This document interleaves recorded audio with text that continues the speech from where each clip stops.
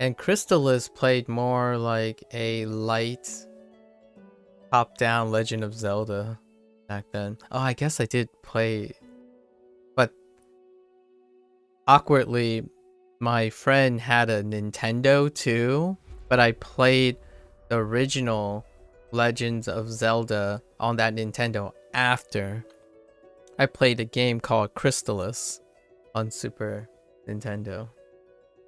Oh yeah, I did not have the pleasure of like literally being on an Atari. No, that did not happen. So I feel like we might even be in the same generation of gamers as well. Just based on what you're sharing.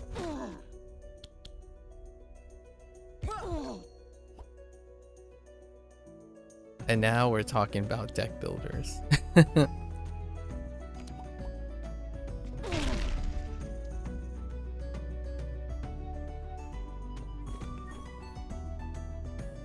Wait. Darn.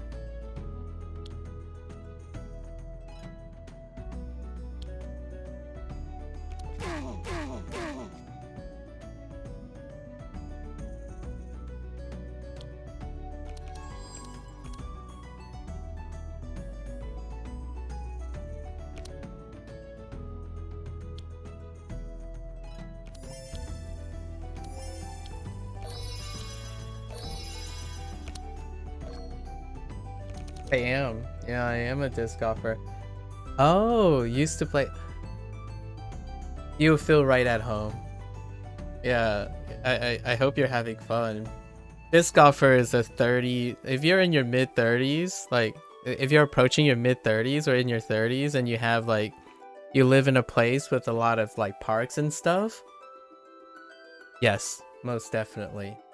Disc golf is the way. Yeah, you do have to. Yeah, you do have to relearn. And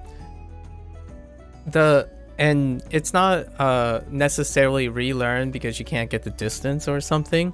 It's really to protect your body, because like trying to do the things that you're doing from Ultimate and trying to get the control you need for disc golf, it can be a really bad strain. Like it can really lead you to prone to overworking in a different way. But you can still reuse like forehand scramble. You can like do forehand scramble out. I see that all the time. Like ultimate players, so good at forehand scrambling. Like when you're off the fairway and you just needed to snap it out to scramble back onto the fairway while still pushing towards the pin. Yeah, that stuff's nice. It does take a little bit to get the backhand, that whole backhand feel. It's definitely not. I mean, I watch a bit of Ultimate Frisbee, but I don't think I've ever seen someone who's like, oh yeah, I'm a disc golfer, I'm gonna throw it like a disc golf. Like the backhand on the disc golfing is usually the one that lots of Ultimate players would talk about first, like or the forehand changes, the slight forehand changes. It's not, I think they typically start and feel at home with forehand. I guess sidearm, whatever you want to call it, forehand / sidearm. Ultimate looks really intense. When I watch Ultimate, like Ultimate games, it's really intense. It's legitimately the opposite vibe of disc golfing. Yeah, I'm I guess technically I'm almost 36. It's like a month away, but I was born on the year of the rabbit. This year, 36. So yeah, we're just based on all the timing and the stuff you're talking about and the trends you're participating as gamers and people who are exposed to similar stimuli on the internet. Yeah, I figured we were 30s people. Like I figured you were a 30s person. Otherwise, you bring up things like before the time of digital gaming.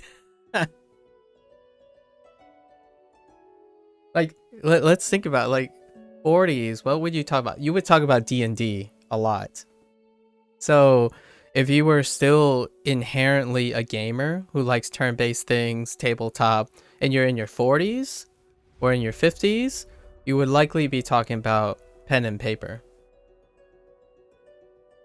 Yeah, me too. Me too. Same. Same deal. It's a retroactive generational thing. I mean, I'm not saying everyone, it's just statistically 80 to 90% of like 30s came a little bit after. A little bit after D&D. So now we're just retroactively living D&D inspired stuff and maybe like Tolkien fantasy through things like deck builders and stuff. So that's, you know, that's it. I understand that some people have hesitation to be like, you know, statistically normal, but let's be real. When something happens, you know, when you line it up, the probability gets unnecessarily improbable. So the chances that we have similar things becomes more and more likely. It's kind of like how deductive reasoning works, right? That's how Sherlock, our fictitious Sherlock, gets his deductive reasoning. You collect as many observational converging evidence, and eventually you can probably guess. Yeah, I assumed you probably looked, and I was going to get to the point where potentially you might be able to relate to most of those things. Especially the Asian part, but we weren't. I needed more converging evidence. Yeah. Mm-hmm. So you played the violin when you were a kid, huh? So did I. I put down my violin when I went to college. Yeah. I didn't consider myself a piano player because, you know, mixing music and dabbling in hitting the keys in a slow tempo, then up speeding it, that's not considered. I wouldn't consider myself a piano player, if you know what I mean. So you can arrange things now. So the idea is to play on the piano as slow as possible, but with the proper timing, and then you just speed it up.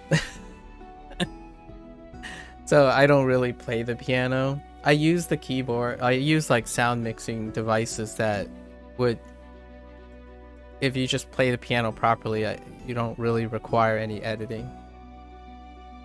You bought a violin, but you barely touch it? I see. I stopped when my parents gave me a choice. I buy too many hobbies and don't stick to. That's fair. I can understand that. I would. You have a 3D printer? Oh man, I would love to have a 3D printer. I don't have like a space for 3D printing. But what you call it? That's a funny story when you mentioned about when your parents give you a choice. I wanted to play a brass instrument. I thought like blowing through a trumpet was cool, and my parents gave me a choice. They say you either get a string instrument because they don't want to listen to brass instruments, so they're gonna buy me a violin. It's your choice. So I ended up playing a violin from like the age of 12 to the age of 18 ish. It's pretty much after high school I put down my violin. I have 2 guitars now though. 2 acoustic guitars instead. Although my parents, being Asian as they are, they don't understand why I would use a finger when I could use a bow and create like soaring, you know, and so it goes without saying, Asian parents. I'm first generation. I'm second second gen American. So I'm the first to be born in the United States. So my parents are Chinese. So they are Chinese through and through. And the Asian American, when you end up identifying Asian American, my parents came here. Oh, my my parents are Fujianese. So if you I don't know if your parents ever tell you about Fujianese people, but the people who come from the Fujian province, they run the businesses in the United States. So the very first business network is Chinese American food takeout. So my parents ran Chinese restaurants, not the Shanghai like Peking and or Beijing cooking kind of stuff, like Szechuan cooking stuff. Just the Fujianese people, the ones that popularized Americanized Chinese food. So they ran like a couple restaurants of those. They're retired now. They're in their mid 60s. So, but yeah, my parents are largely uneducated. We're both from Hong Kong, but only, yeah, yep. It sounds like it. Statistically, there are routes of how the different parts of like the different educational levels kind of associate a lot with their immigration intent to the United States. So my parents did, I guess they were kind of educated, like through maybe primary and secondary school. And then they came here and they were labor workers. They own a business. The American dream, I suppose. It's interesting to be, when you mentioned that statement about being a statistical outlier, I think most of that just comes in superficial things like hobbies and whatnot. But the stuff that stayed true tends to be stuff you can't change, like were set in stone before you were born, which is parents, how they immigrated. My life story is my parents are rags to riches kind of thing, and then now I'm like, they had 2 children, me and my sister. We both are higher educated, right? And then we have luxuries of things that they don't have. It's like everything Stephen He on the internet joke about is true to some extent. Like the conversations with parents, I don't know if you like Stephen He, but it hits differently than the other people who watch Stephen He stuff. Like whenever that meme emotional damage became popular, it's like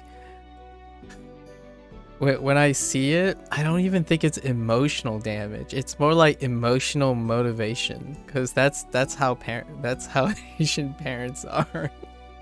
It's like they attack you emotionally to get you emotionally fired. Not fired as in like giving up, but they light a fire under your butt most of the time. If not a fire, just like a steady stream of pressure constantly.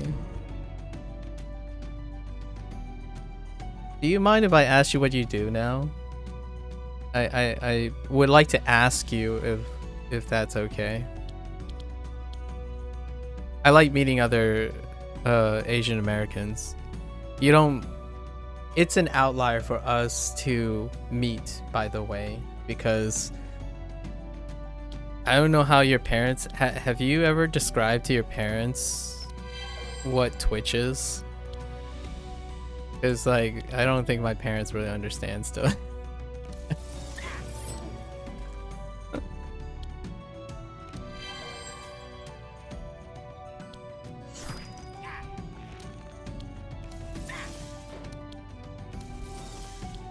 Oh, and don't mind me. I always digress when I'm streaming. I just use this as a backdrop to have an excuse as an icebreaker to talk about other things. I spend like 80 to 90% talking more about life stuff than anything. I was mechanical engineer degree, but never used it. Oh, I'm not sure if I have. Oh, you haven't? Oh, that's interesting. I mean, I've been on Twitch since 2011 or so. Oh man, you're even earlier than me. Wait. 2011 with placement. Yo, yeah, you predated me. So you were like Justin TV, Justin.tv thing. Yeah. I I um I was aware of Justin.tv, but I was at that stage where I didn't want to make accounts. You know, I went through a phase, right? Like, oh man, but I don't want to make an account online.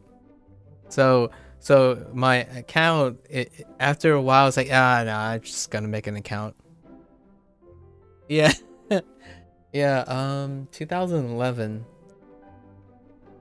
2011 was I was working for the government.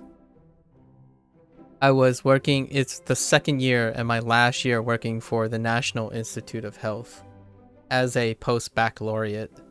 So I graduated in 2009 from college, and I spent 2 years working for the National Institute of Health before I went to graduate school for biology.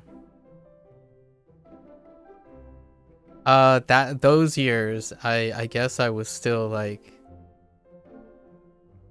I was deciding whether I wanted to go to med school or go to an MD PhD program. So it was a time where, what did I do? Oh no. Oh yeah, wait. I was playing a game called Atlantica Online. It's a Korean MMO RPG that I don't think it closes doors yet, but I was still playing that, but had a lot of work. Um, Honestly, the only reason I'm doing this now is because of how the pandemic turned out, and I'm actually not in employment. So that's awesome that. So you're a manufacturing process engineer, but mechanical engineering doesn't involve that? That's interesting. I don't know anything. I'm a I'm a scientist, so I don't really know anything about engineering at all. It's mostly, oh, okay. Do you like it? It's mostly common sense. Listen. My, listen. Have you ever asked an intellectual how to do some mechanical engineering and say it's common sense? Because I don't know about you, but I have trouble using power tools in general. Like, I have trouble using a consumer graded tools, let alone let alone high process things. But the screws in the holes? Oh, okay, that's fair. Torque it to this. Okay, that's fair. Do you find it rewarding? Do you like it? Honestly, you did mention you had ADD. So a lot of times, I don't know how well versed you are in the background of ADD, but there's some catharsis. I mean, it's like nebulous because it's human research, but there is some catharsis in doing repetitive action as a way to generate habits that can be very protective. It's not exciting, but it's also not frustrating, if you know what I mean. So it kind of lines up in a way, since you openly mentioned your attention deficit. I'm I'm I'm not clinically diagnosed, but I often share that there is a highly likelihood that I'm high on the spectrum, but it's not dysfunctional. It's not dysfunctional to the point where I would seek I would seek psychological evaluation. I think ultimately it hasn't really impacted in a way that behavior is a bit of an outlier, but I don't think. I'm actually considering, oh, interesting. I worked at a decent company, but not difficult. It was easy for me to do nothing but collect paychecks. Not too challenging of a job. Hey, something that is repetitive and provides a predictable pragmatic output can be like, it's a great core and it's a useful core and foundation to build other things around it. Yeah, I like to say, I'm not sure.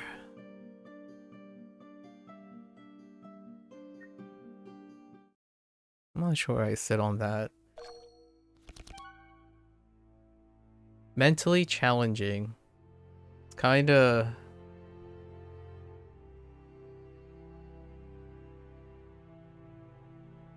Huh. I would say I feel like I can empathize with that. Like not... I'm not, you know, the ambition, like, yeah, I'm not trying to be the, like, the know-it-all or someone who required to be conditionally cultured about many things. But I wouldn't say I don't have a habit of doing so.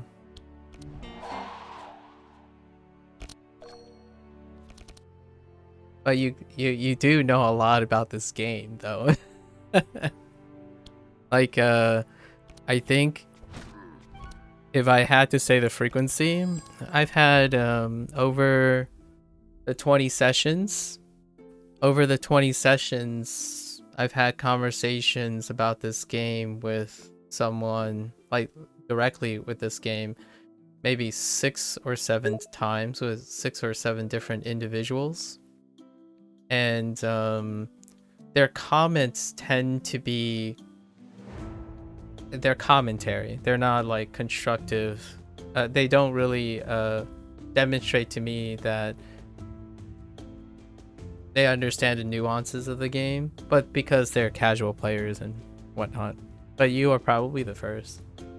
So hey, if that isn't mentally ambitious, what would you think, you know? I question things just to see if I know I'm talking about it or not. That's fantastic. Rule number 1 for me, you know, if I had to tug at the heartstrings, is null hypothesis testing. Self-challenge by inviting challenges is, I don't want to call it the meaning of life, but it's one of the practices that allows one's mental approaches to grow. Of course, in League, that seems as flame. That's fair. That's very fair. I used to play League competitively, but I was only there for the first 6 seasons, I think. You know, back when Mad Life was all the rage. I was a support jungler or a utility support player.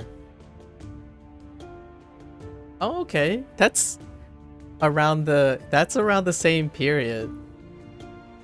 Oh, and then yeah, I did play ARAM. I played ARAM and then waited for like PvE content, like PvV, you know, like PvEVP content, if you know what I mean. After retiring from the competitive scene, I played the PvEVP content. And what I mean by that is like Earth mode and stuff. That's I don't know if you're familiar with that phrasing, but PvEVP is like you're more playing to exploit the system. So Earth is like racing the system, and then in a direct way you still compete against other players directly. So I think it's more accurate to describe it as that, as opposed to like a strictly PvP system, which MOBA in general is probably the earliest construction of the concept of PvEVP. You used to be in... Yeah, me too. Me too. But I was a little bit older than you, so for me, it was StarCraft and the formation of MLG, the Major League Gaming. So I started with StarCraft. I got bodied, but you know, because college is like, yeah, during college, yeah, I was near the end of college, so I was like getting bodied. I mean, like it was unrealistic for me to juggle both of them, but still. Yeah, I was in the early days of MLG, is when I thought, maybe it's possible. Final Boss, Instinct, Straight, yep, I recognize them. For StarCraft, oh, man, I forgot their names. I forgot so many of the StarCraft names. I basically was a kid that didn't consider all the bigger picture stuff, but it's I mean, nowadays I don't even know. Yeah, I haven't really considered what I'm doing recently. The pandemic kind of took me out of stuff.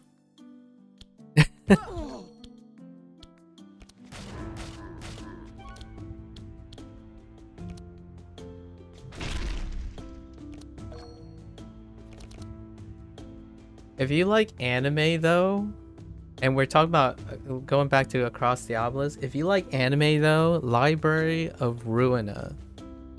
I don't know if you've ever heard of it, but that stuff, I mean, there's no cooperative factor though, so that can be a little bit a step back. I read manga more than watch anime nowadays. Okay, you just need to be familiar with the synopsis of manga. So if you read a lot of manga, that works better for Library of Ruina. Because Library of Ruina, the backdrop is Japanese alternative horror is the background. It's the backdrop for it. It's the singular theme. It still talks about existentialism and all that stuff, but manga readers would be more exposed to those niche topics than an anime person. So if you watch like mainstream anime, it's usually none of those topics. It's generally topics that are very, very obscure. I feel like I get more bang for my buck in terms of time. Yeah, that's fair. I watch anime on 2x speed though. Actually, most YouTube, Netflix and stuff, I actually watch it on 2x speed. So I watch and read something, usually, like different things. I mean, I'm really being earnest when I say I might be potentially high on the spectrum, but it's not dysfunctional, once again. And if you ever want to be sure, you would have to be evaluated by a third party. I typically read and listen to two different things most of the time. It's I guess it's my habit form that I've found most comfortable to feel productive, which is what I'm doing right now, right?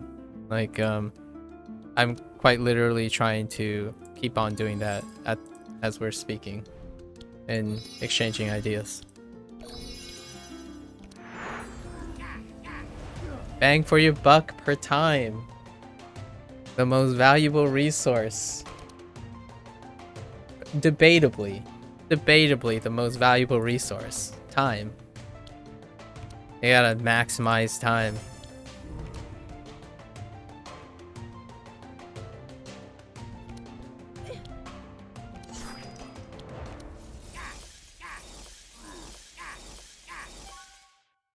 You're the very... You aren't? Okay, okay. So here's... Oh, I don't know if Fictitious is here. It's not a really big coincidence, but the people that I know, you know, like the 2 or 3 people, they are statistical outliers when it comes to Twitch interaction, right? But just so happens the only people that I know with the highest frequency happen to also be Asian Americans who kind of like this stuff. I mean, they both like Slay the Spire, so just form... where's the Asian American club for Slay the Spire or deck builders, right?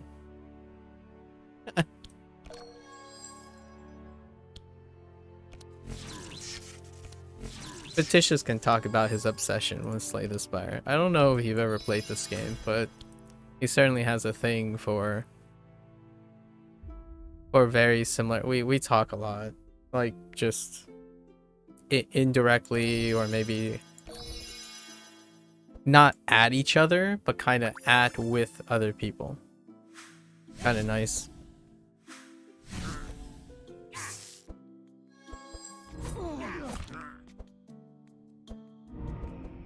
We gotta finish this run. And then I can go far. I need to find the other 3 pets. Need to find the other 3 pets. A bit amnesia.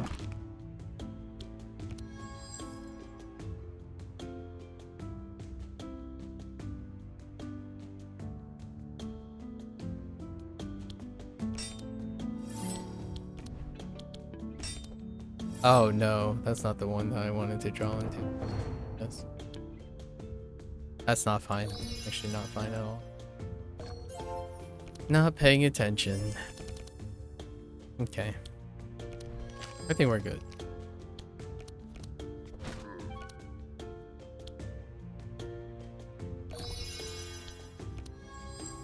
Oh, that's not paying attention. That is most definitely not paying attention.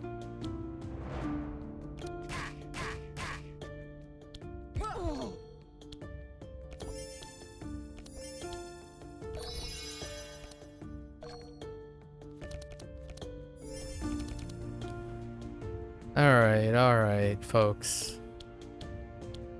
Time to wrap it up.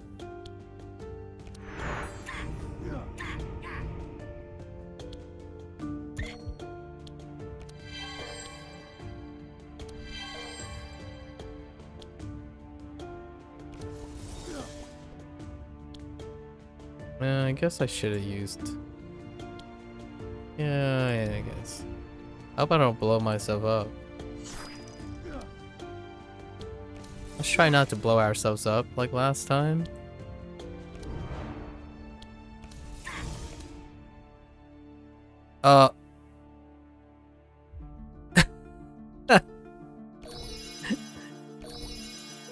Dang it. I think I blew myself up.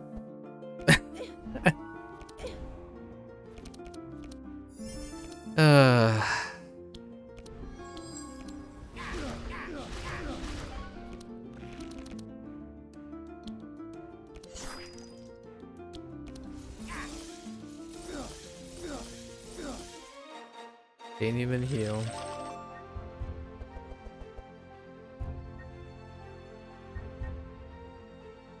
Ooh. Oh yeah, I'm only interested in OTKing now, since I already got the achievement. I don't remember when you attack them directly. Yeah, we don't want to wait. Even if we lose, it's fine too. Honestly, how could we lose? How indeed.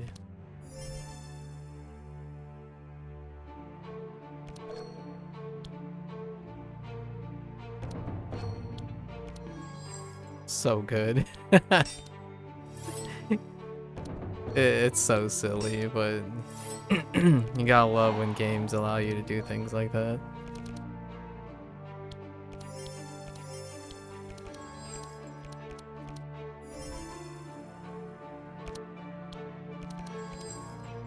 Yes.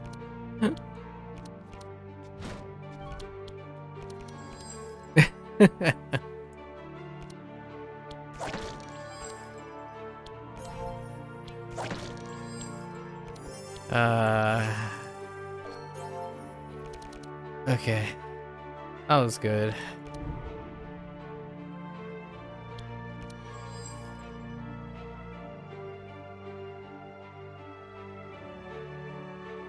Yeah, we could bank.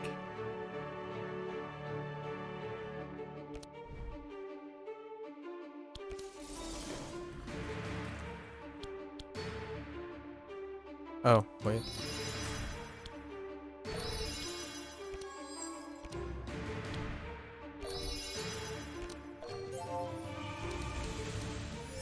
Wait, where are the wet stacks coming from?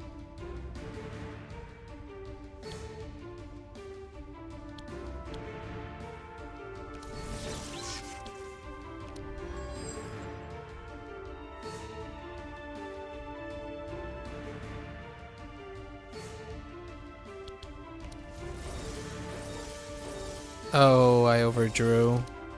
Yeah, it's okay.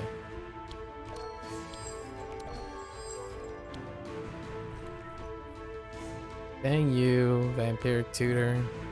You're not helpful.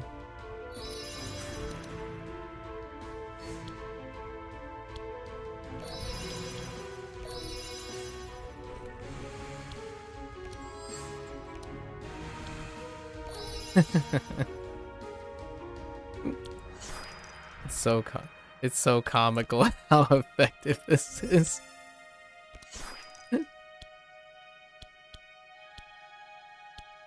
Oh, I can't draw. Oh, fun's over.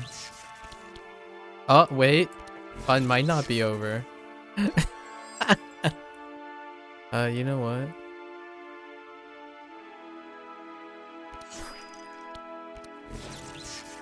Oh yeah, I could totally have gotten 200 chill on both targets. That's all good.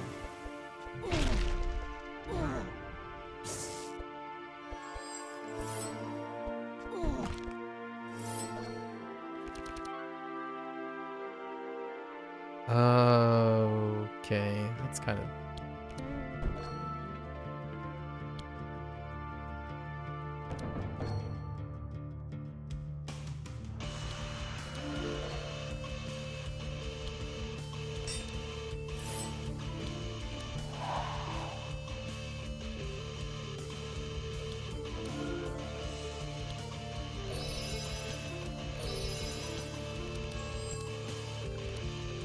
Nice.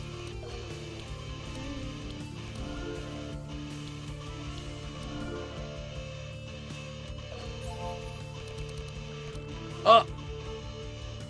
Had a conversation about a tank class design and got me disappointed in humanity. That person was talking about how the only way to make a tank class hero work is to make it high HP low. I think otherwise I need to study a bunch of crap. They were also talking about their job in game development. It ain't no code. E.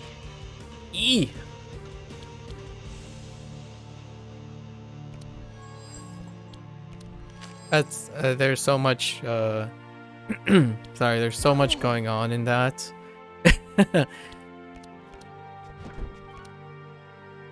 There's so much going on in that I'm not sure where to begin. Oh, this is bad. Front. I'm gonna end up pog champing my face if I do the way I'm gonna. Dang it, that's front too. I guess we front load everything. Right? Yeah, we're just gonna front load everything.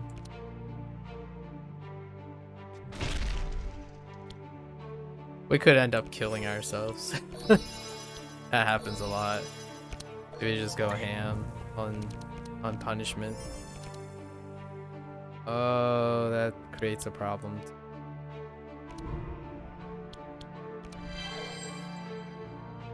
What I can say about that paragraph worm is that that is really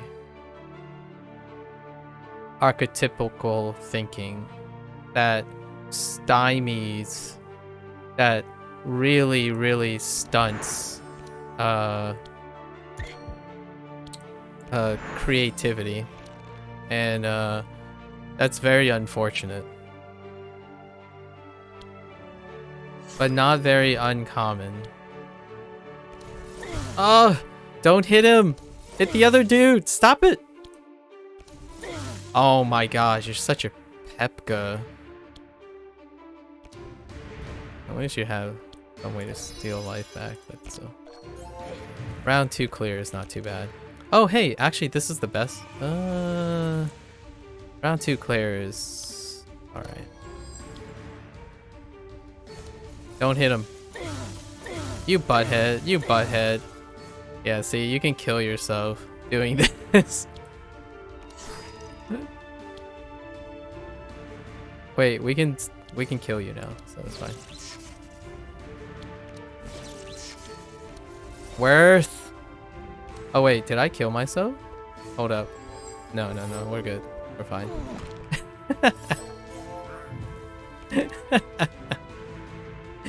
I love it. Were they 60 years old? That's like, yeah. That's my guess. Might also be a troll. I almost couldn't believe I was having, yeah. They could be very old. And when I mean by old, I'm not implying ageism, like senileness. It's more like a repetition, a habitual traditionalism. It's a very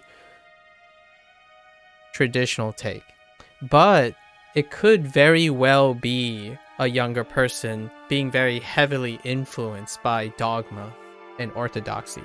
So dogmatic thinking is a very it's a very consistent trait of the human condition. Like for example, science was dogmatic. Science is it's one of the things a lot of people would say. Common sense would suggest that intellectuals are not dogmatic because they tend to strive for open-minded thinking, but they're still human. Even in that type of environment and circumstance, there's still dogma that is very hard to reevaluate, especially when it comes with established age. And the tanking role in a traditional sense in terms of its philosophy, build quality, and game design, in terms of game theory, is a time-tested one. So generally speaking, it would probably be a much older person. You know, and I'm not saying you have to like it, but it's kind of an understood thing that can happen in terms of like game development. Not my favorite, I would say. I'm in agreement with you. If you were sharing that out of dismay, because personally, I'm not the biggest fan on that in the box thinking.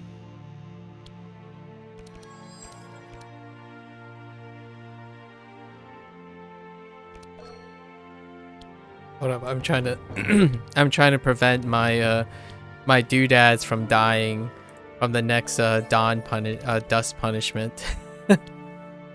Oh no, it needs to survive 2 dust punishments. Actually, I could just grab Siegebreaker. No, I could just grab the what is it called? Overpower, yeah.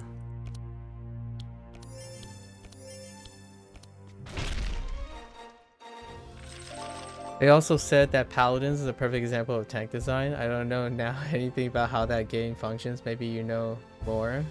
Wait, which game? Oh, you're talking about this game? No, wait. Which game are you talking about? Enrage? Yeah, we'll take Enrage any day. Oh, it's called Paladins. Oh, you mean the Overwatch thing. Yes, you heard me. I said it. Paladin design. Oh man, that person has a hidden agenda. Yeah, that person has a really it sounds like a person who has quite a lot of emotional baggage. Yeah. It is a very long standing oh hey, bonk. It's a shame I can't use it. It's a long standing, like, I guess, controversy or what have you.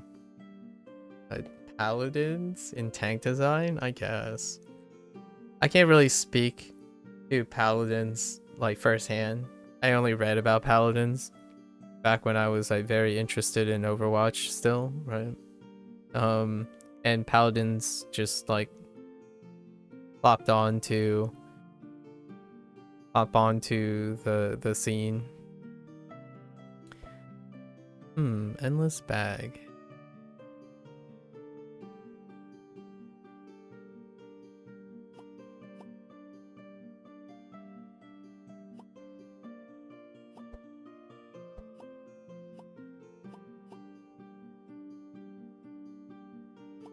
Fine, I'll give up the banner.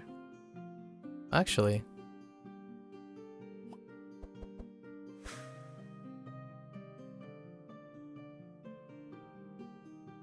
oh, that's kind of cute. I wasn't expecting anything. Honestly, just go to the end without anything. It's a really hilarious item. I do agree. There are a lot of there are a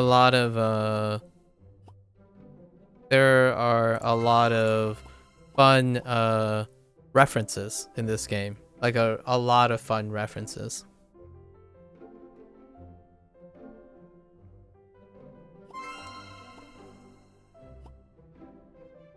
Oh hey, glass cannon. I haven't ever used that. Oh, when you play... Oh, it's one of each.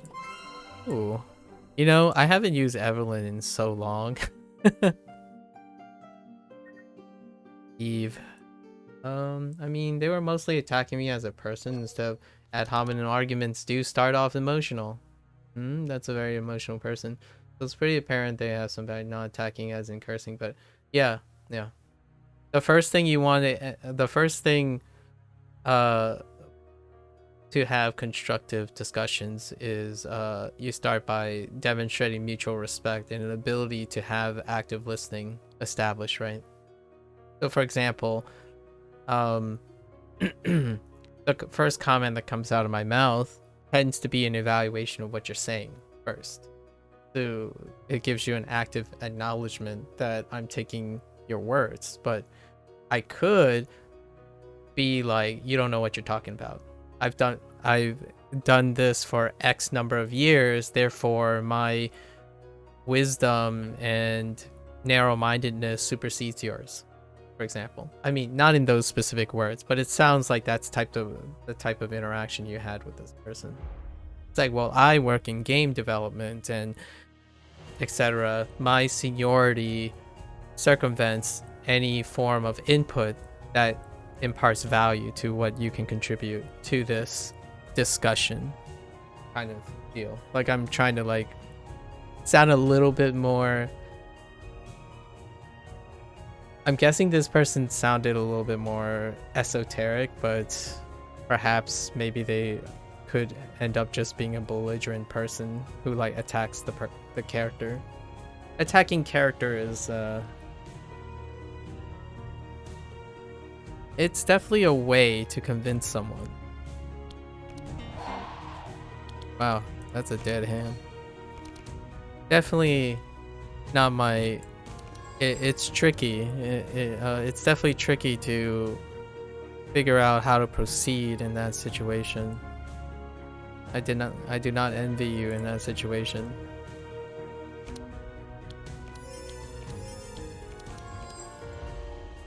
Hopefully the rest of your day was good.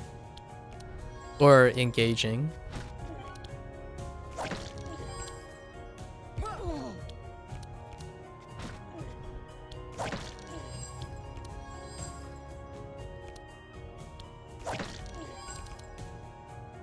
Dang it. That was one off. I was gonna go for the loop.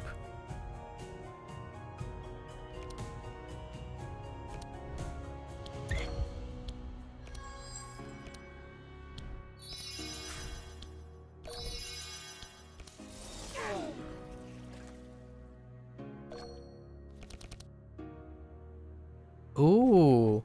Ice Comet? Oh no, wait. She's not the one that has Ice Comet. Feels bad, man. I still can Vampiric Toot or something. Yeah, I'll take it.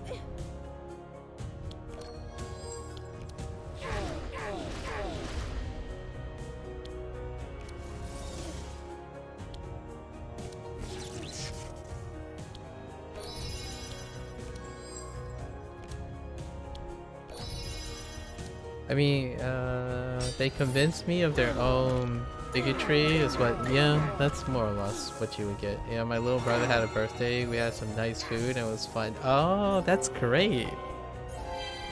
I didn't know you had a little bro. What is your age gap if you don't mind?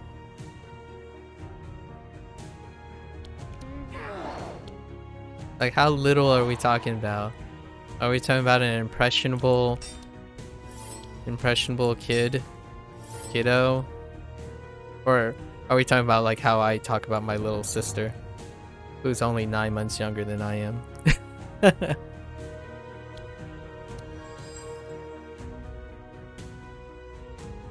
Oh, whoops. Okay, that works.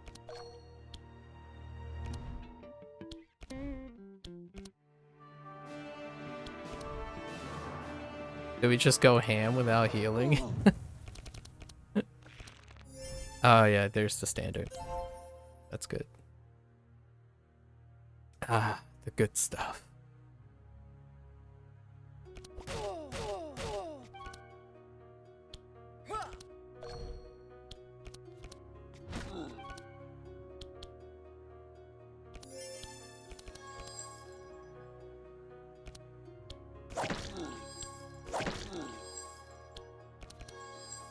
Oh, rip.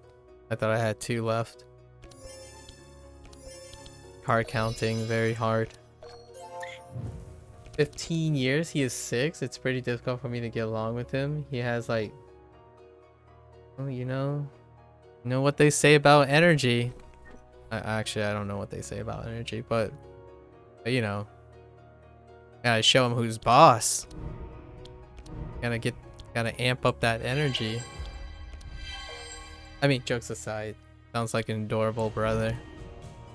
Very impressionable, I imagine. Hold on to that for me, my buds. That ice comet, though. Oh, hey! I wouldn't ever think I would get something like this for fun. Cute.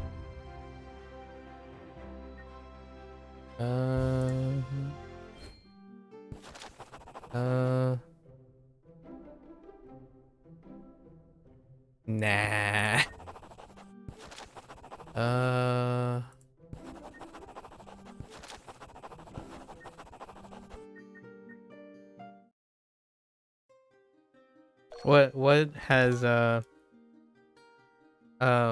What has your little brother done so far in his 6 years of life?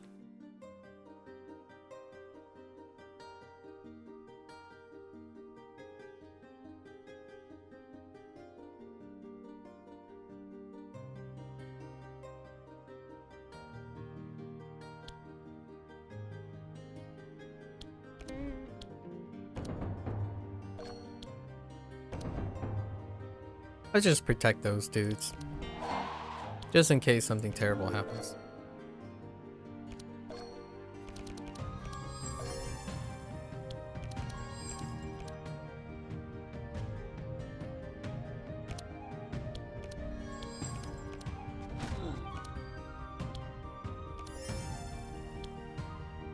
Oh, I keep forgetting to war paint first.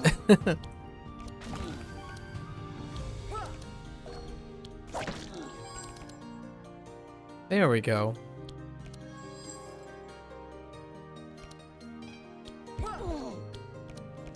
And the train continues. Nothing like just playing top deck all day long.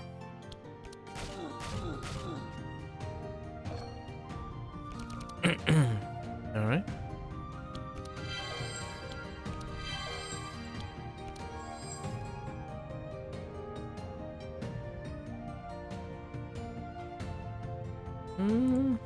Yeah, I'll take that.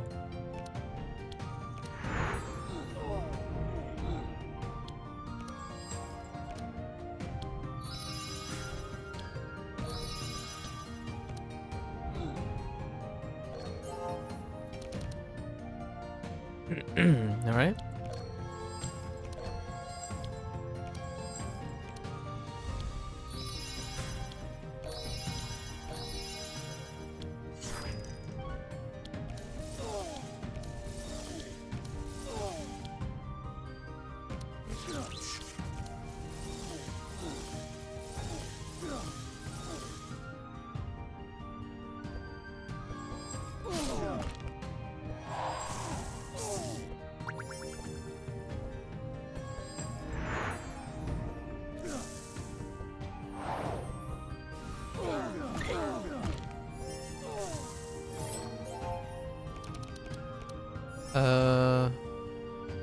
Oh wait, these are spells. Monka?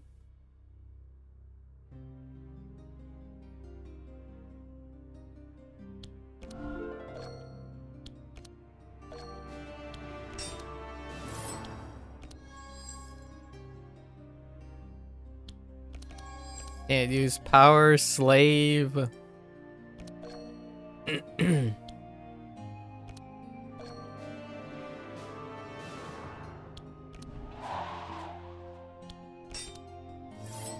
Yeah, I'll use that then. It's fine.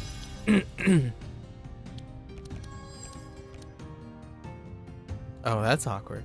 Yeah, we'll put that on top.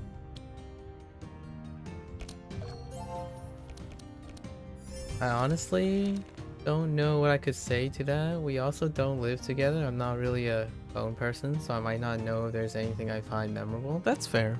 That's fair. Don't feel like too much of a word here. Yeah, fair enough. What's up, Coffers? How's it going?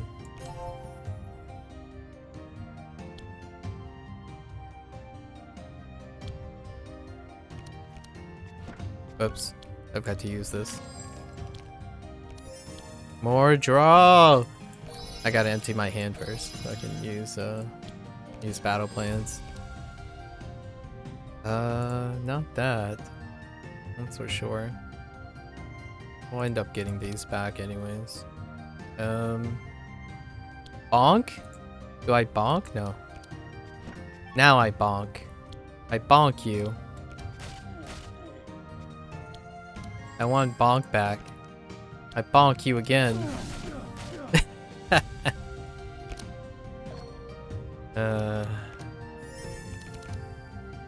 Alright,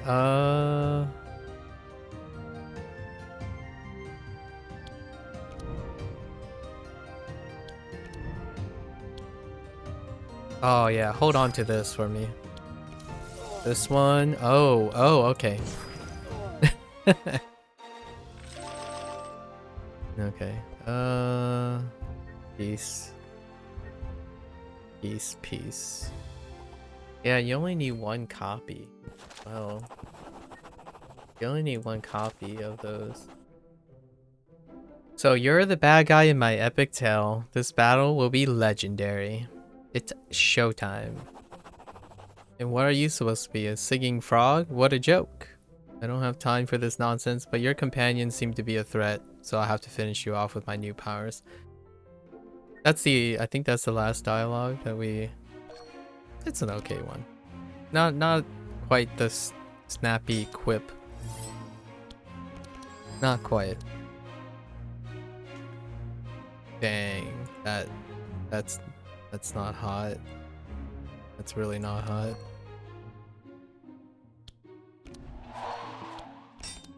Can't do anything about it. We'll just pass this.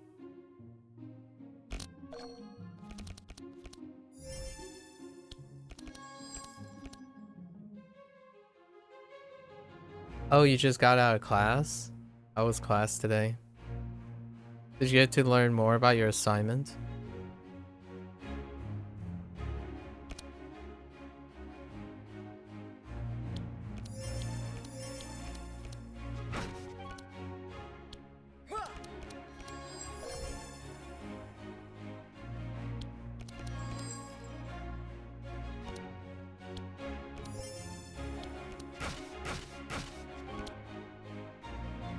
Man, where were you, unforgiving nature?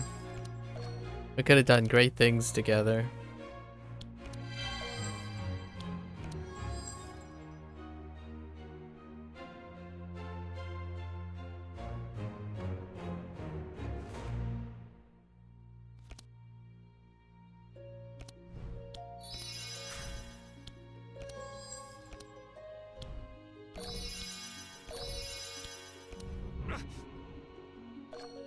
Turns out the art direction was different from another assignment, which was getting images of buildings. Wait, what?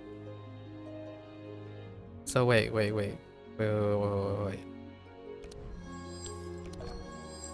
How does that?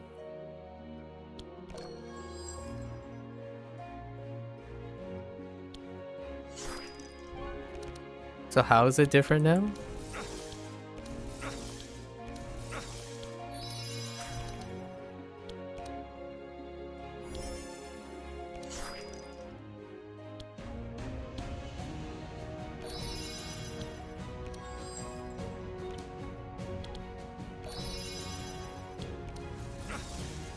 So art direction, I can put anything other than objects if I want.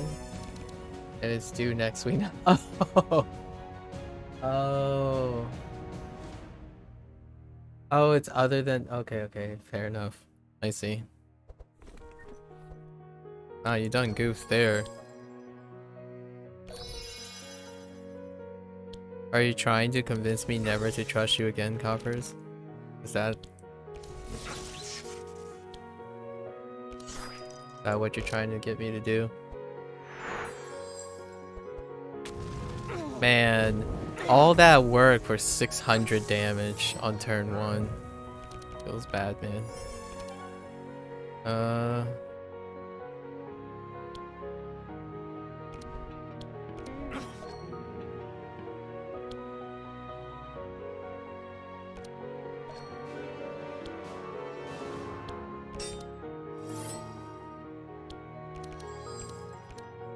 Okay.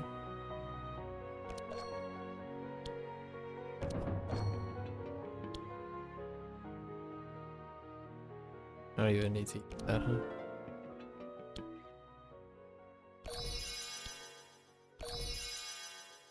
Actually, we could put evade on 3.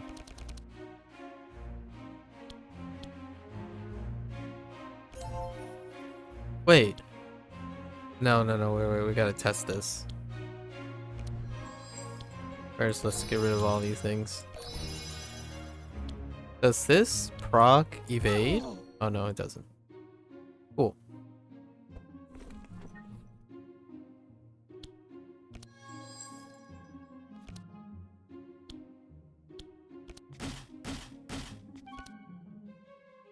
Okay, then we bluff into the new set.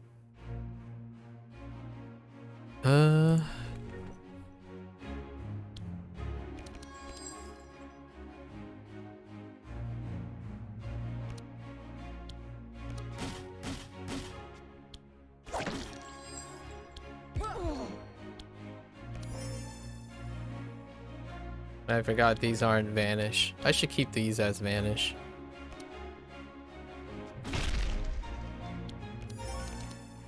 Oh, I forgot she has the endless bag thing.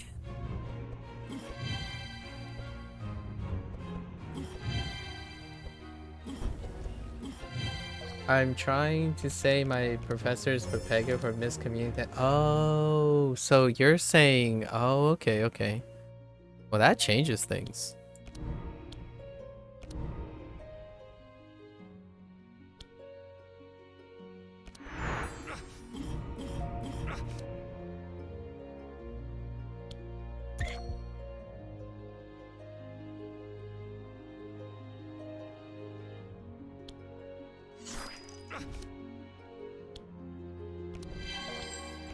Here's an icicle for you, an icicle for you, an icicle for you.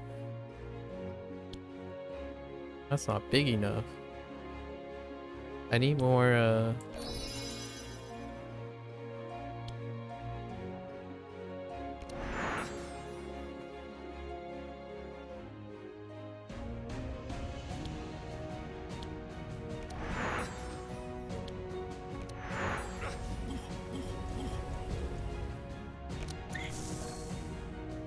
Oh, I darkness myself, didn't I?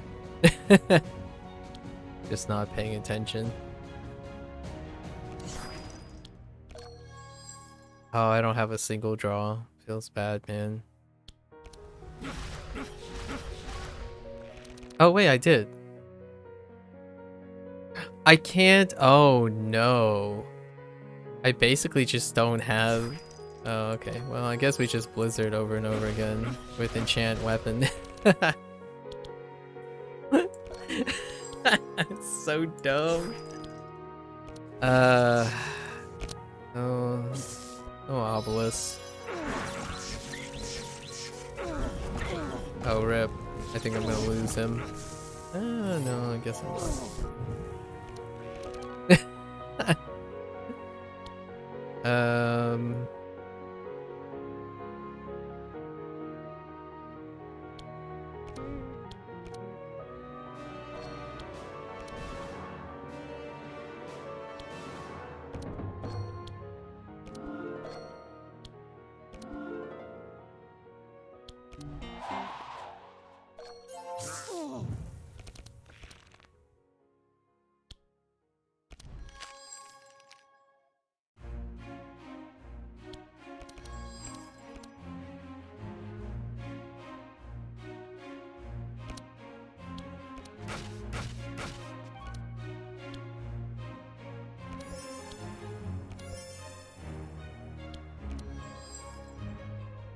Why did I think that was a good idea?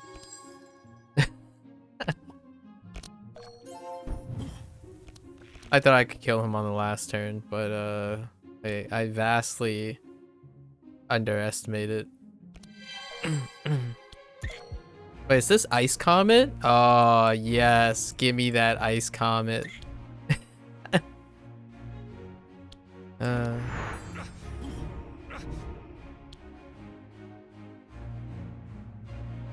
Son of a...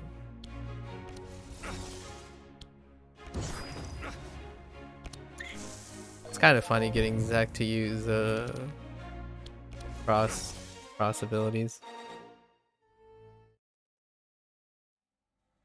I still need to do this 3 times because I need to get 3 pets. Or we'll do like the optimal run then, because wow. Alright, I'm gonna gamble. Good. Alright, we got bluff. Dang it! Dang you! Game. Please. I wanted to go big.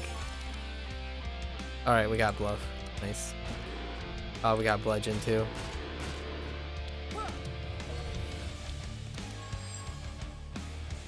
Alright, fine.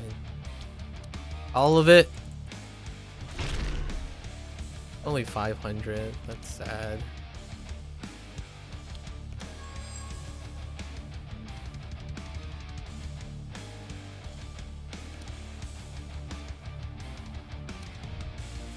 Oh, we don't even have a bounce target.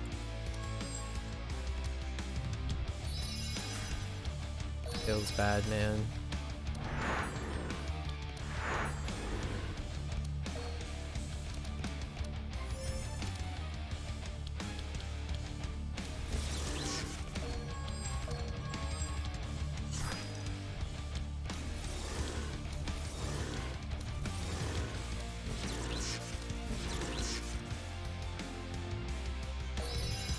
Oh, maybe she can... It is possible. Here comes the drop. Bum ba dum bum bum ba dum bum bum ba dum bum bum bum. Ow. Ow.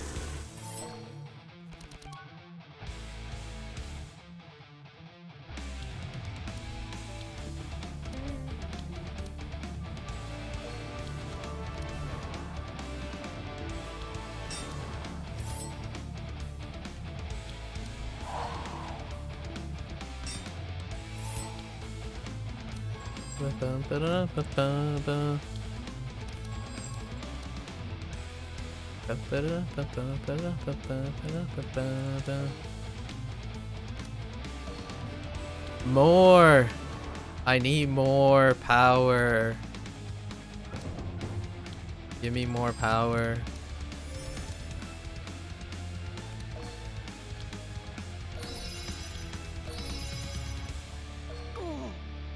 Here we go.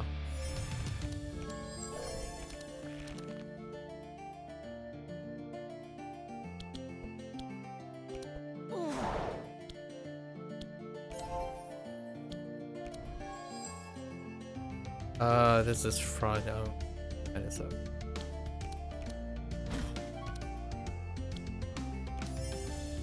Throw that out.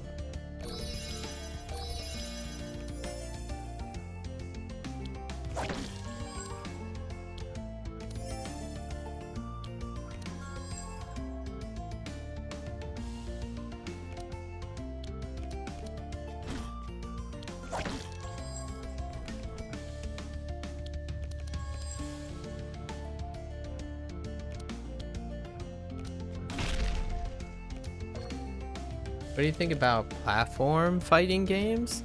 They're pretty fun. I haven't played myself too much.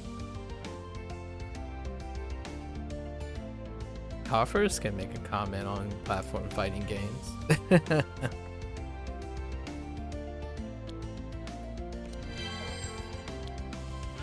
What is there any specific reason that you're interested in my thoughts about it?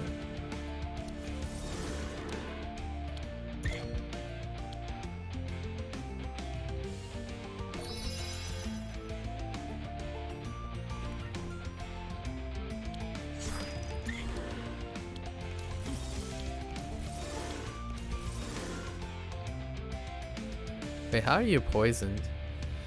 Did I do something? Was that me? Yeah.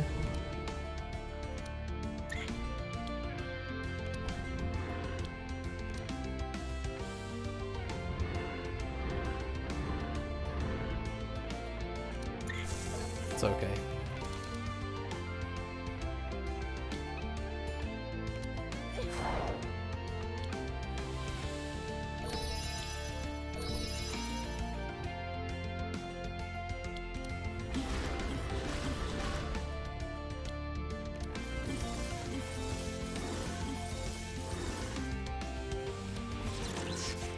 I was thinking of topics I could mention. I have a lot of time in one of them, just curiosity. In one of them? Which one? Brawlhalla? No, I'm just joking. I typically pick something unexpected. Ether wins? Oh, it's Brawlhalla. Yep. Is that your daily driver? It wasn't a guess, by the way. I kind of just assumed. I mean, I could have said Smash, but you didn't strike me as a Smash person.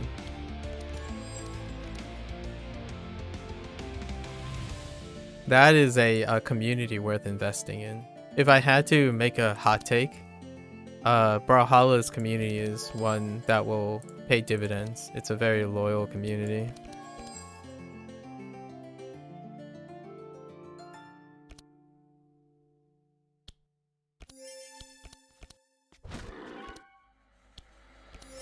I'm not in it. I don't resonate enough. I know you've heard that word before. I don't resonate enough with platform people who play platform fighters. I do assume, and it used to be my daily, yeah, but not at the moment. There's a lot of converging evidence of the type of games you play, and Brawlhalla is very receptive to that without going into too much detail. So like the stuff you mentioned, I mean even Osu in general. The moment you mention Osu, the more likely you're a Brawlhalla person than a Smash person. Statistically, those are the two largest platformers. And then Multiverses was only recent, so it doesn't have a very established community yet. So typically, if I had to wager, it's less Smash, more Brawlhalla. The most telling sign is how many times you mentioned specifics about investment. Brawlhalla has less of an investment barrier than Smash does. Because like, you know, Switch, Nintendo ecosystem, even the mentality of Smash players and being in a community that is conformed to a closed ecosystem is something that I feel like you're probably less receptive to than Brawlhalla, which is like, it's as close to open source platform fighting as Smash is to a closed ecosystem. I could have say Ether Wings. Oh, wait. Ether Realms? Or wait. It's Ether something. No, Rivals of Ether. Sorry. Rivals of Ether. Yeah, Rivals of Ether. I could have said that just to be funny. That would have been my like meme choice.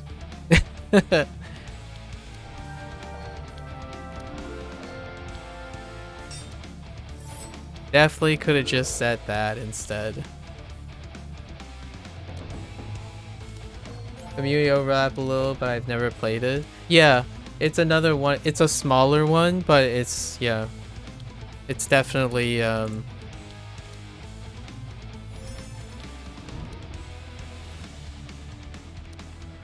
it's a work in progress, I would consider it.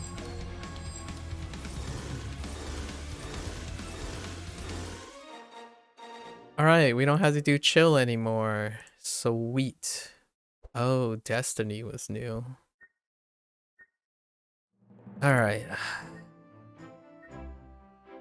Man, we should do this. We're gonna do this after we do like Madness 1 on this. But now let's go and like run fast. Let's try to get this. Oh wait, I do need Cornelius though. For one of the things that we have to do. One of the events I need to use Cornelius. He's the only way to proc the event. Apparently. I saw the event, but I didn't have Cornelius in party.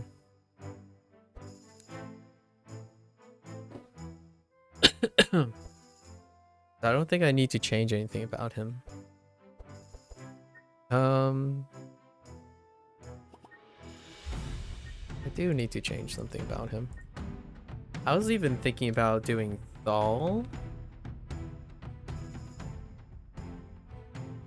And use Howl.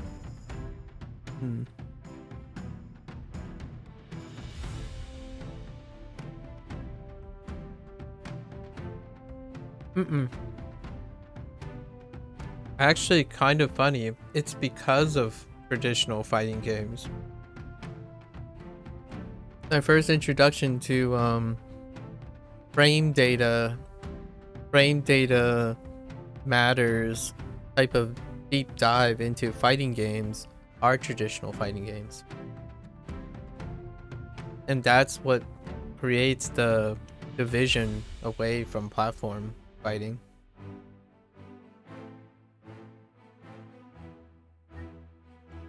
I played a few platform fighters before. I mean, way back in high school, my friend, no, not high school, sorry, post high school. Actually, even in high school, we played a lot of Melee. He had a GameCube.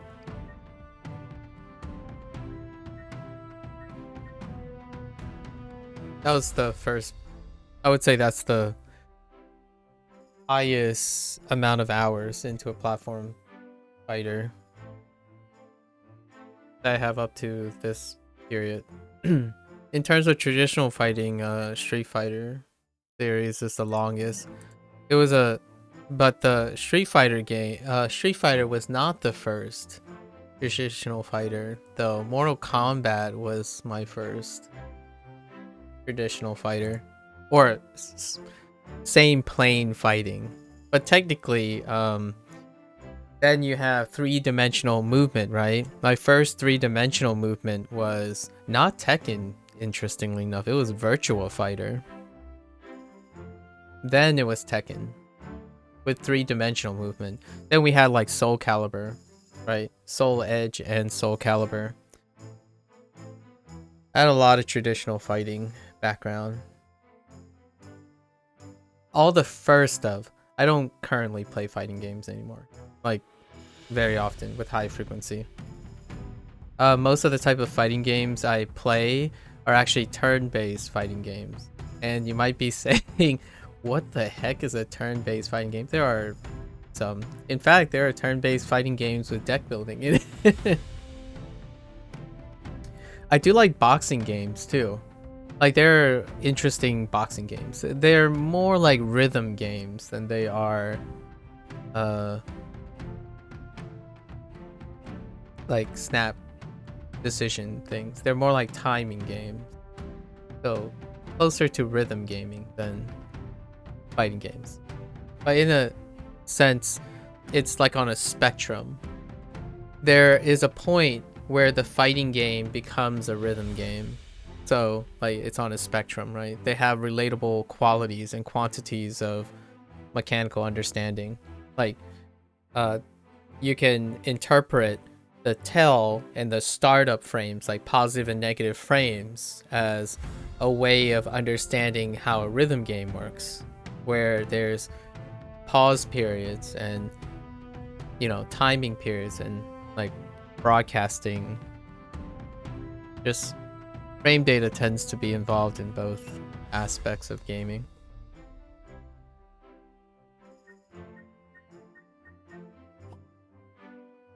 It's nice. I don't necessarily think I have the visual acuity or the dexterity these days to be to take a deep dive into fighting games in general. So both platformers and traditional fighting games. I do dabble casually. I spectate a lot of traditional fighting games. And it also is very associated with the idea that I really just genuinely enjoy Maximilian Dude's personality. Like, he's just an wholesome father figure that is more in the most earnest and endearing possible way. He's a man-child, and I really like when I see youthful but biologically older, responsible people. I mean, I resonate with that. I mean, I certainly am not a father myself, but that feeling doesn't, that it's not a distant feeling for me not to want to be able to continuously enjoy content like this and share content like this while also successfully juggling a family lifestyle. Well, it's how I see it, you know? In terms of the psychological things, I could probably talk in subversion all the time, but I like to give people a preface. I like to subvert, but also prime people to subvert. So a lot of times we had, you know, conversation about how this is how a community says things. This is how you expect to say things. So whenever I know that I'm going against, you know, the status quo, I tend to preface as a joke, right? So it's a way to it's, I guess it's my brand of humor. My brand of humor is to subvert. And yeah, all I see is someone who's my age. I think Maximilian Dude, like Max. I don't actually even know his full name, to be honest. That's a little disrespectful.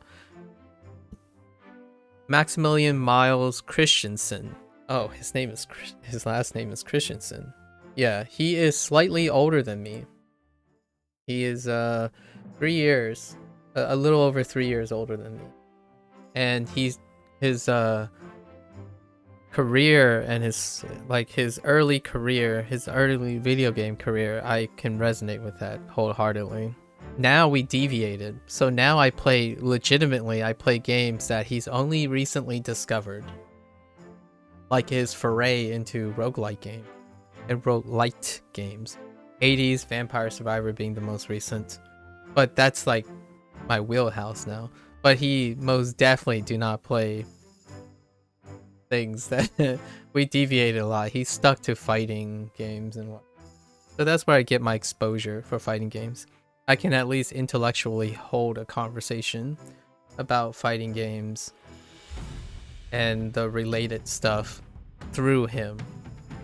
I think collectively, my life is a mosaic of people that I feel are intellectually invested and emotionally invested at the same time into niche things. And the information I gather is vicariously gathered through their experiences. So instead of, watching YouTube shorts and filling my own curiosity about myself, I tend to spend any amount of free time outside myself vicariously experiencing stuff through another person who I guess arbitrarily profile to some extent that I find them trustworthy as a representative of like a bigger community, I suppose. And Max is one of them. Max is one of the, when it comes to the fighting game community, Max is easily a representative of that. It's not to say that the things he say are accurate, but they're consistent. And I like that about him. So that's a little like side digression, but yeah, really wholesome guy. I'm not sure if he ever referred to himself as a man-child. He does describe himself as a childish person. Like he's aware of his perspective. Like I was watching his react video to Xbox Developer Direct, which I watched the other day as well, and I just wanted to see his reaction. And he continued talking about Killer Instinct and fighting games, while the Direct, all it talked about was Minecraft. First it started talking about Minecraft Legends, and then it started talking about Forza Motorsports, the next Forza Motorsports. It's just talking over it, and he's self-criticizing himself by showing that, oh yeah, look at me, like I'm concerning myself with something else, but not really reacting to stuff. And he's like, it really shows a level of wisdom. Like for me, when I'm saying something, I'm also self-critiquing myself, because keeping myself in a position of discomfort continues to challenge me. And that's kind of how his personality shows. I don't know if he processes that, where he can analyze himself in that way, but his intuitive nature of doing that makes him so relevant, like at least in my perspective. He's self-critiquing while offering constructive perspective. And those are the individuals I tend to gravitate towards. I resonate not specifically towards a group of people, but often a representative of that group of people, when that representative is able to self-critique and be constructive at the same time. John Green, Hank Green, easily my top when it comes to vloggers. It's funny because even though you don't invest too much time in fighting, it still can hold a conversation. I know almost nothing outside of Brawl. Heard some things here, for example, what Melee is and what... Yeah, we all have our priorities, and I don't know, I just get caught up with brimming youthfulness. So if you just went on a tirade, right? Like if you just can't hold your, I don't know, hold your beer. I don't know if you drink or not. That's a far-fetched presumption. But if you like to go on a rant on something, those are the things that I will ultimately remember, because there's a lot of details to remember them around them. So if you ever ask me to recall like a very specific detail in isolation without context, it's not going to happen. 95% of it, 95% of the time, I'm going to remember the specific detail inaccurately. So like, for example, if you ask me how many characters are in the Brawlhalla roster, I wouldn't be able to tell you. If you ask me to name any of the Brawlhalla characters, I wouldn't be able to name them. Not in isolation. We could do the thing where we like describe something and it takes like 5 hours to get to like the specific thing I'm talking about. That I can do. I've already written myself. I like to exchange the ability to remember specific details and focus on conversationalism with context. It makes conversation flow. And that's my priority when it comes to conversations. So you lead in, lead out of conversation. When you forget something, you know how to lead out or lead into it to get to the answer. Instead of saying something like, for example, someone who's more direct with specifics, I call them semantics, semantic focused conversationalists, where they would tell you, oh, this is the correct way to say it. And the conversation ends there. There's no lead in, no lead out, you know, the facts people. And it doesn't feel like, to be fair, there are almost, I forgot some names here and there. Yeah. Semantics is all well and good. That is kind of the basis for expertise. And because of the internet and the tools and technology, I prefer to use them as a crutch to recall or retrieve semantics. But it's very difficult to substitute how to hold a conversation and read people, even without hearing their voices or seeing their faces, or just seeing their faces, or just seeing their hearing their voice.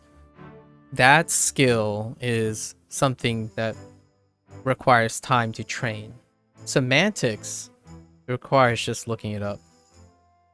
So for me, that is the ultimate skill. In my opinion, obviously, I'm very biased towards that skill. The skill is to be able to be on, when you have the ability to choose to be on the same page as someone or off the same page as someone. So you can control, it makes you feel like you're in control of a conversation.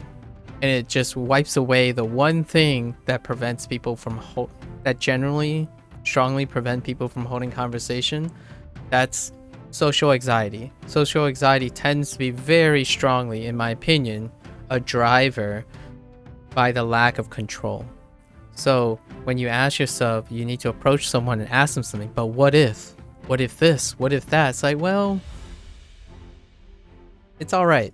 Whatever the circumstance happens, you know how to flow in and flow out of a conversation in real time. So it takes away the what if, I'm afraid, what if I've offended the person, what if I said something wrong, how do I recover? So after a while, with enough practice, it just feels like you can keep going on, and it may not seem exhausting. Sometimes I'm working on that. I think the weakest part about my skill set when it comes to conversationalism is being a little too ham sometimes, because it can come off as exhausting. I'm not the touchy-feely kind of guy, right? So when someone says, oh, but actions mean more than words, I can't prescribe to that. My appreciation for language, linguistics, and conversationalism doesn't just simply end at touch or like smile and facial. I could say something that is relatively at odds with how I look. And usually that's when things get a little interesting. So if I told you something very, very serious, but I'm smiling, yes, they are. It's still very difficult to appreciate if you're talking to someone very emotionally intelligent, right? Emotional intelligence and intellectual intelligence can be at odds with each other quite a lot. And when someone is asking you, hey, can you show that you care about me? When it becomes someone who's very emotionally intelligent forward, like they're more associated with emotional intelligence, it's very difficult in that very moment to portray saying something weighing more than a non-verbal action. However, for me, that's words are higher in complexity, and for me, I seek higher in complexity. Generally speaking, I'm biased towards higher complexity.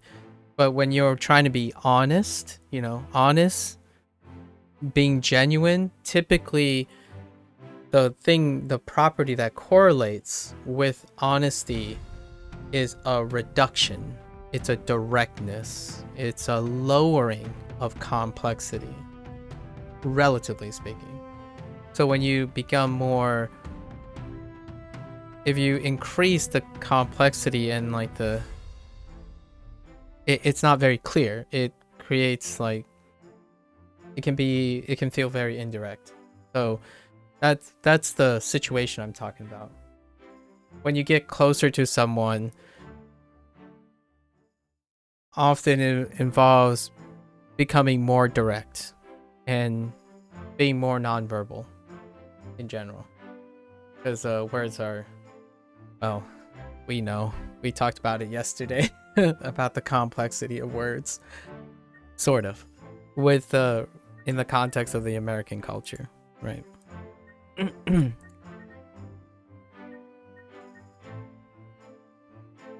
Fun times though. I can talk about for the days, but I should complete this thing. What was I doing? I was gonna try to do an upfront bleed with helping hand. So do I need Pierce?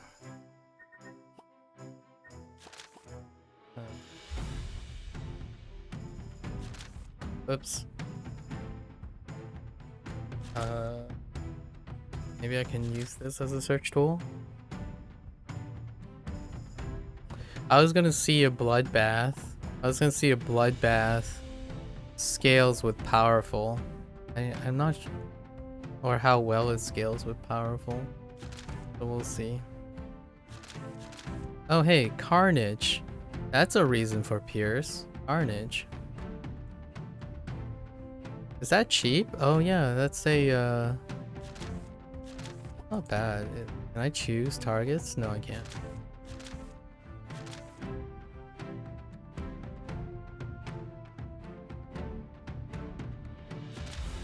Yeah, I was gonna stack Fury and Powerful just to see how good it is. I feel like here's where context matters a huge amount, because with some people it makes sense to mostly yeah, I mean, it sounds, again, I would like to emphasize that it sounds very rational when one is rational. During a conversation, it's a balance between being rational and being irrational. So the context may provide a lot of scope to a rational person. But when emotional intelligence take front stage, it's less about being rational. So context context gets exchanged for mattering.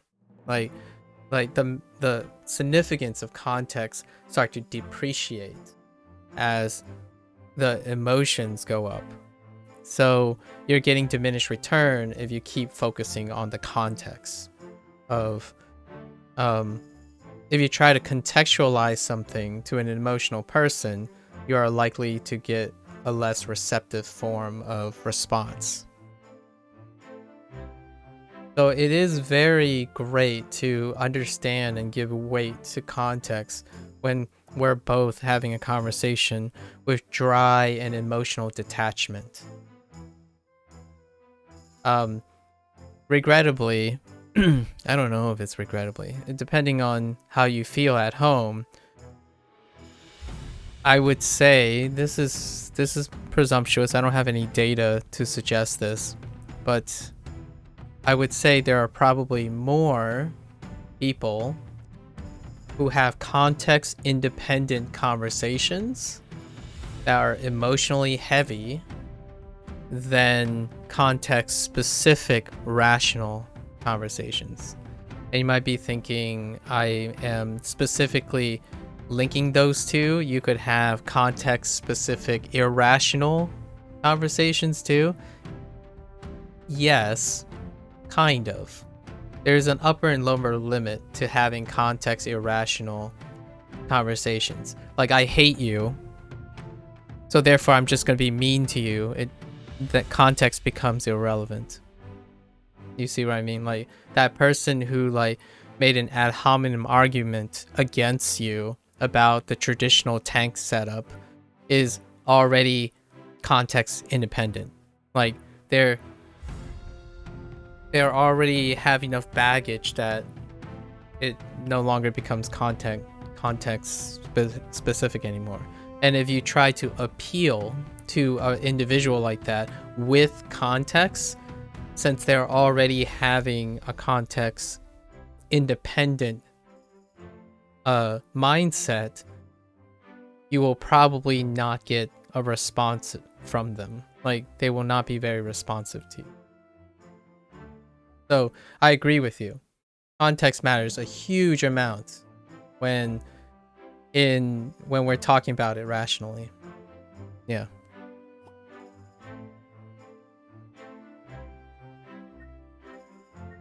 It's to get into the mindset of someone. So if someone is very emotionally distraught, providing context is a low rate of success. It still can be successful. I'm not suggesting that if someone is emotional, don't ever try to provide context. The idea is, it's still a gamble, right? To help someone emotionally, it's a gamble. So I usually go with the highest possibilities. And typically it's not using words. Like, as much as I want to use words, and I tend to have a habit of trying to use words, are subsided by emotional instability, I guess. I don't know what better word, like emotional ambivalence. That's probably a decent word.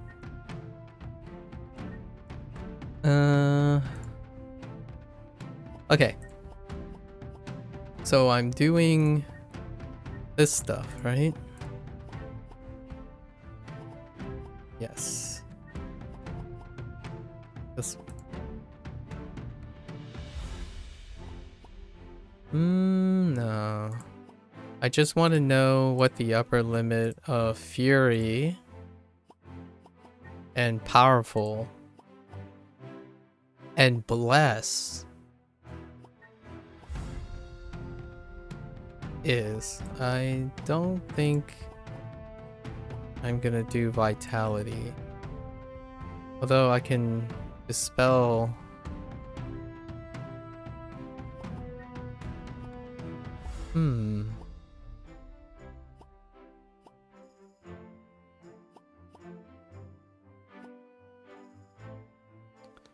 I could make Fury do extra, But use vitality to oh, it cannot be no. Who goes first? Oh no, I don't have any I don't have reliable vitality source.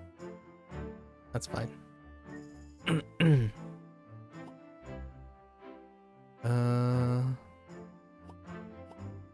Powerful increase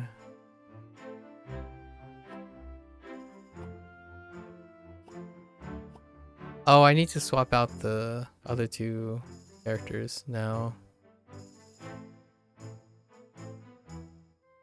Yeah.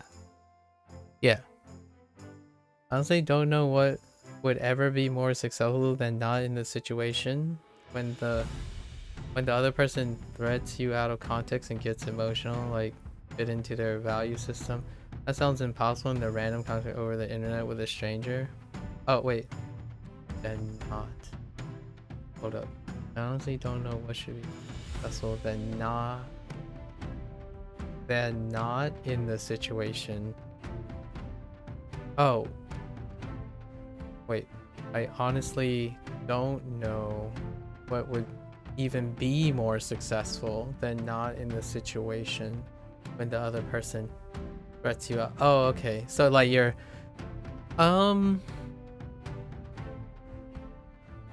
you turn the yeah, thanks for clarifying. I got the sentiment. So you're talking about, so what are the alternatives? You know, like the alternative strategies to appeal to that someone. Often you start by playing their game. You start by being in their mindset, right? And then you introduce the idea of you question what their flexibility is on the thing. So like in the situation you were describing, it's like so yeah, you know, tanks, low damage, low damage, high HP and whatnot, and then there's some details they're not missing. It's like, oh, okay, I get that. Like that makes sense in archetype. Where do you think threat generation comes from? Like what are your thoughts on threat generation? Being someone who's very well versed in tank design, where does threat generation goes? And a lot of times threat generation comes from, well, you put a situational taunt or a grace period to hold the attention of aggro, right? Aggression. And that's where threat generation comes from.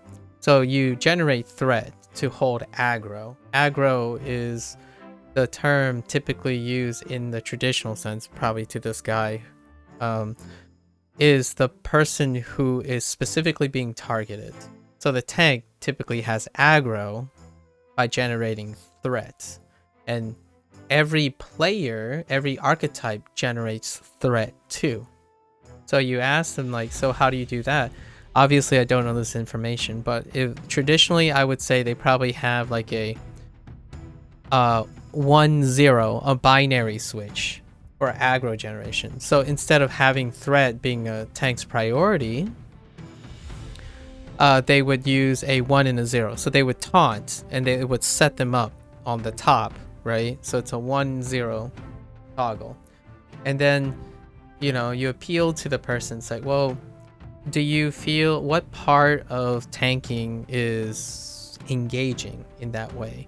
Because without stepping on this person's toes, what are your thoughts about games that use threat generation as a form, threat generation as a correlation with damage?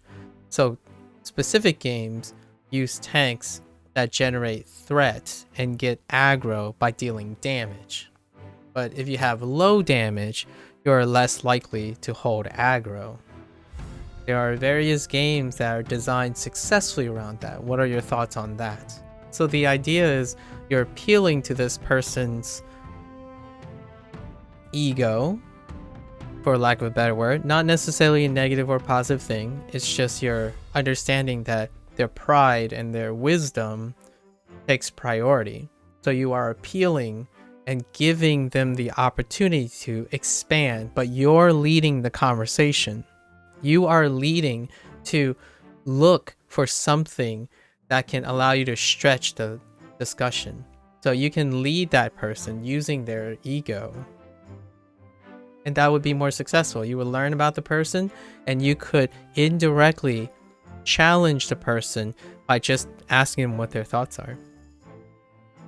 So like, instead of saying, oh, well, that's not true, there's a game that uses damage and tanks get rewarded for dealing damage. Like, that's an antagonistic approach to, you're trying to favor yourself instead of trying to get into their mindset. So any approach that doesn't antagonize the person is probably likely more successful in that situation.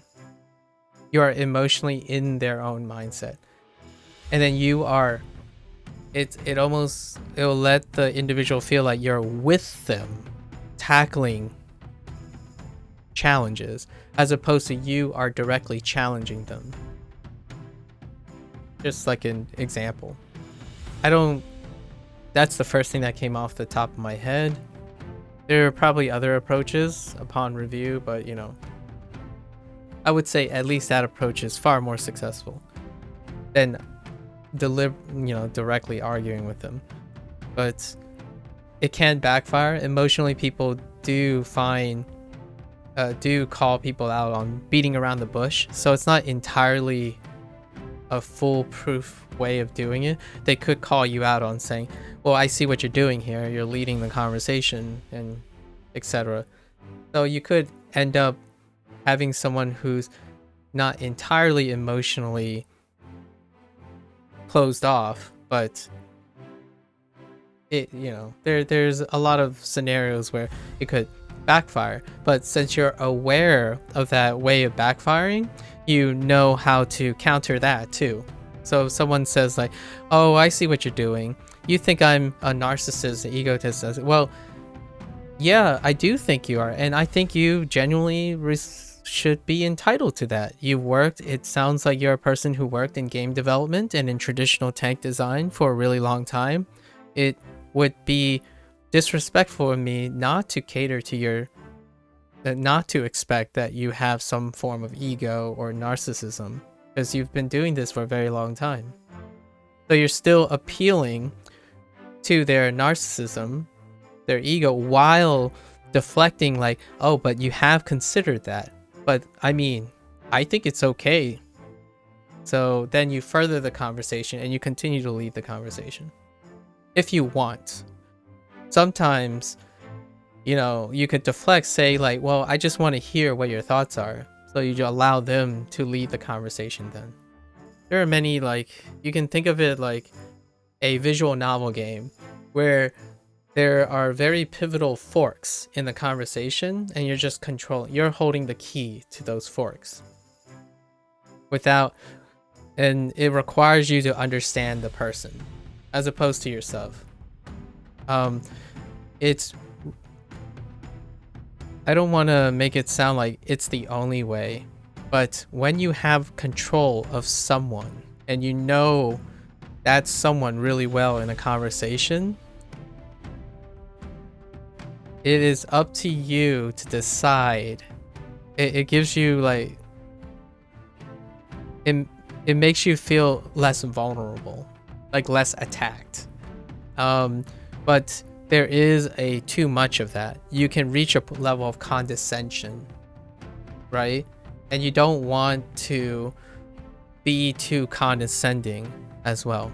So sometimes you can mix it up. I tend to rearrange the order of operations sometimes, right? But when you describe these options and how they might play out, first thing that comes up in my mind is fun. It's supposed to be fun. That's the idea, right? You're trying to create a win-win situation as much as you can. But the worst case scenario in a conversation, at least for myself, is that we establish a win-lose situation, but the loss is mitigated because the loss is on your side. The singular thing you can control in a conversation between maybe multiple people and your sub is that you can choose to be hurt by something. So when you have a lot of control and you even take the L, like when you deliberately and intentionally see a loss coming to you, it is still less detrimental than a loss you do not see coming. Just internalizing the ability to choose when to lose gives people a feeling of, generally a feeling of catharsis, like a protective thing. Like, I knew I was giving up something. I was sacrificing something. As opposed to, this person won. That's not the focus anymore. So you're just like, how am I gonna let myself down to allow this person to feel better, right? So when you do that, the framework is that you're doing something that you may not even think you were capable of, but that gives you a feeling of accomplishment, even at loss. So when you lose something, it feels less. At minimum, it can get close to not losing at all. That's the closest you can get, right? So you're instead of making it like you're just about to throw a desk across the table, you could just be like, it stung, but it's all good. And you get less enemies. That's probably, I'm a pacifist by nature. Like, I like to consider myself a very pacifist, a very frequent pacifist. However, there's no more reward than knowing that when someone leaves and I have a conversation with them, they are winning. And to me, I am more I'm willing to lose all the time in a conversation as long as I leave an impression on that person and I don't make more enemies. If at all, the minimal outcome in these situations is that that person just doesn't care. So neither of us won, but neither of us lost. That is probably that's probably the bottom line. I wouldn't say that I have a 100% success ratio. I'm saying I have a higher percentage chance ratio, like 80 to 90% of individuals. I could probably get them to talk for 5 to 6 hours without, like, yeah, at some point. There are some extreme circumstances that I have failed. Like, for example, someone who comes at me because I'm Asian and they're basically just racist. That can be very difficult. There are a few conversations that I've had where I still know acquaintances and coworkers who aren't comfortable with Asians around them. And that's fair, but I can still hold a conversation with that person. I could even comfortably talk about why they hate Asian people. And I could make them even feel like they would make an exception for me. Like, you know, I get these remarks where like, oh yeah, you know, I know you're Asian on the outside, but man, you're a bro on the inside. That kind of feeling. That happens a lot. Where like, I know you're a guy, but you're more like a girl inside. And I'm like, okay, well, I'm just being agreeable. I can't really tell you if I'm more of a guy or more of a girl inside. Because if I'm around a guy, I would probably talk more like a guy. Whatever that means. And also, for what is the trade-off? I'm going to give you a really big, like, disclaimer. The way I approach conversations, I am not sharing much about myself. So, the lose situation is that when this is all said and done, your goal is to make the other person feel better about themselves. So it's very rare that you will be surrounded with people who are genuinely interested in you. So that doesn't happen very often. So you have to ask yourself if you're comfortable with that. I am, because I really sometimes talking about myself can remind myself of things that I tend to just spend the corner alone thinking about, right? So if you're not a person who likes to be surrounded with people who only cares about themselves, for example, and they rarely ever concern themselves with you, I wouldn't highly recommend trying things the way I do. Because typically the people that feel the most attached to you tends to be the people who are really seeking information, seeking help, and seeking things that are about themselves. So it's a trade-off. It's not to say that everyone that I meet doesn't have that. I have best friends, right? Those friends know how to juggle between not asking too much about myself and more asking indirectly about other things and infer from there. So my friends and I, we communicate through current events. We talk about, hey, what's new? We don't really talk about ourselves. Like yesterday, game night happened. We talk about the game. We talk about the news. We don't really directly ask each other about ourselves. It's very uncommon, but we still do it. It's just the response would be like, well, it's reasonable. That's probably the phrase that we would use very often. Or it's interesting. I honestly think there's this, if I could do a social experiment and I had like a following, for example, if I had 50,000 people, they're just people who follow me, I would challenge them to record how many times they say the word interesting and reasonable, and then correlate it with like write down like the note of the context, because it's kind of a fun experiment. I actually think neutral words like interesting and reasonable or fairness is really, really high up on measuring and correlating with a person who's being agreeable or inherently agreeable.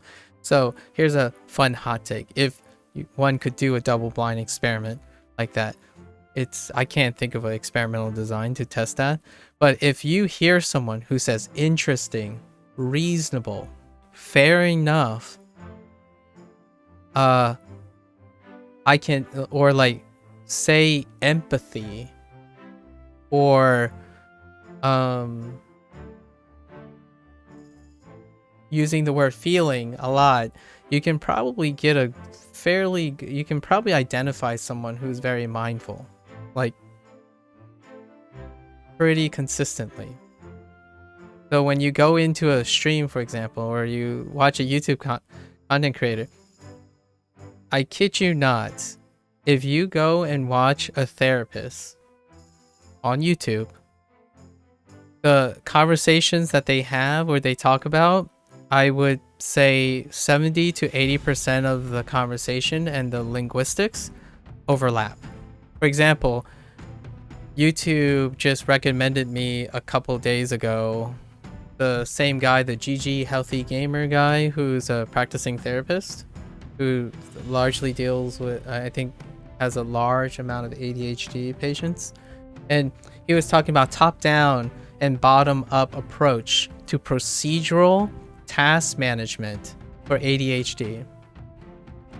And I'm going to tell you, the vocabulary and description, that guy that was talking about, we are not in the same field. We are not even from the same background, nor the cultural background. And it is clear that he is not the same Asian that I am. So there are so many things that makes us desperate or very different. But when you hear him talk, it's pretty much everything we covered. Like, we talked about the difference between top-down and bottom-up thinking, and how it's appropriate when it's ascribed to a person, a specific personality, and it increases their chance of success. And success meaning like the whole body of this person feeling like they want to live, like they look forward to living. I think for me, if I had to try to sum what success means that's nebulous enough that accounts for most people is the anticipation and the pleasant feeling of looking forward to the next day. I think that's a success. I think in the very empirical form of success is having something to look forward to. And you have to ask yourself that every day, right? And I think that's so non-specific enough that I do feel over these years that that's probably what I would say. That would maybe be relatable to like 90 to 95% of people. Not money, being good at their job, like those are all really oddly specific stuff, and it will not, it's very difficult to translate to everyone. Anyways, just that digression. I would love to hear, I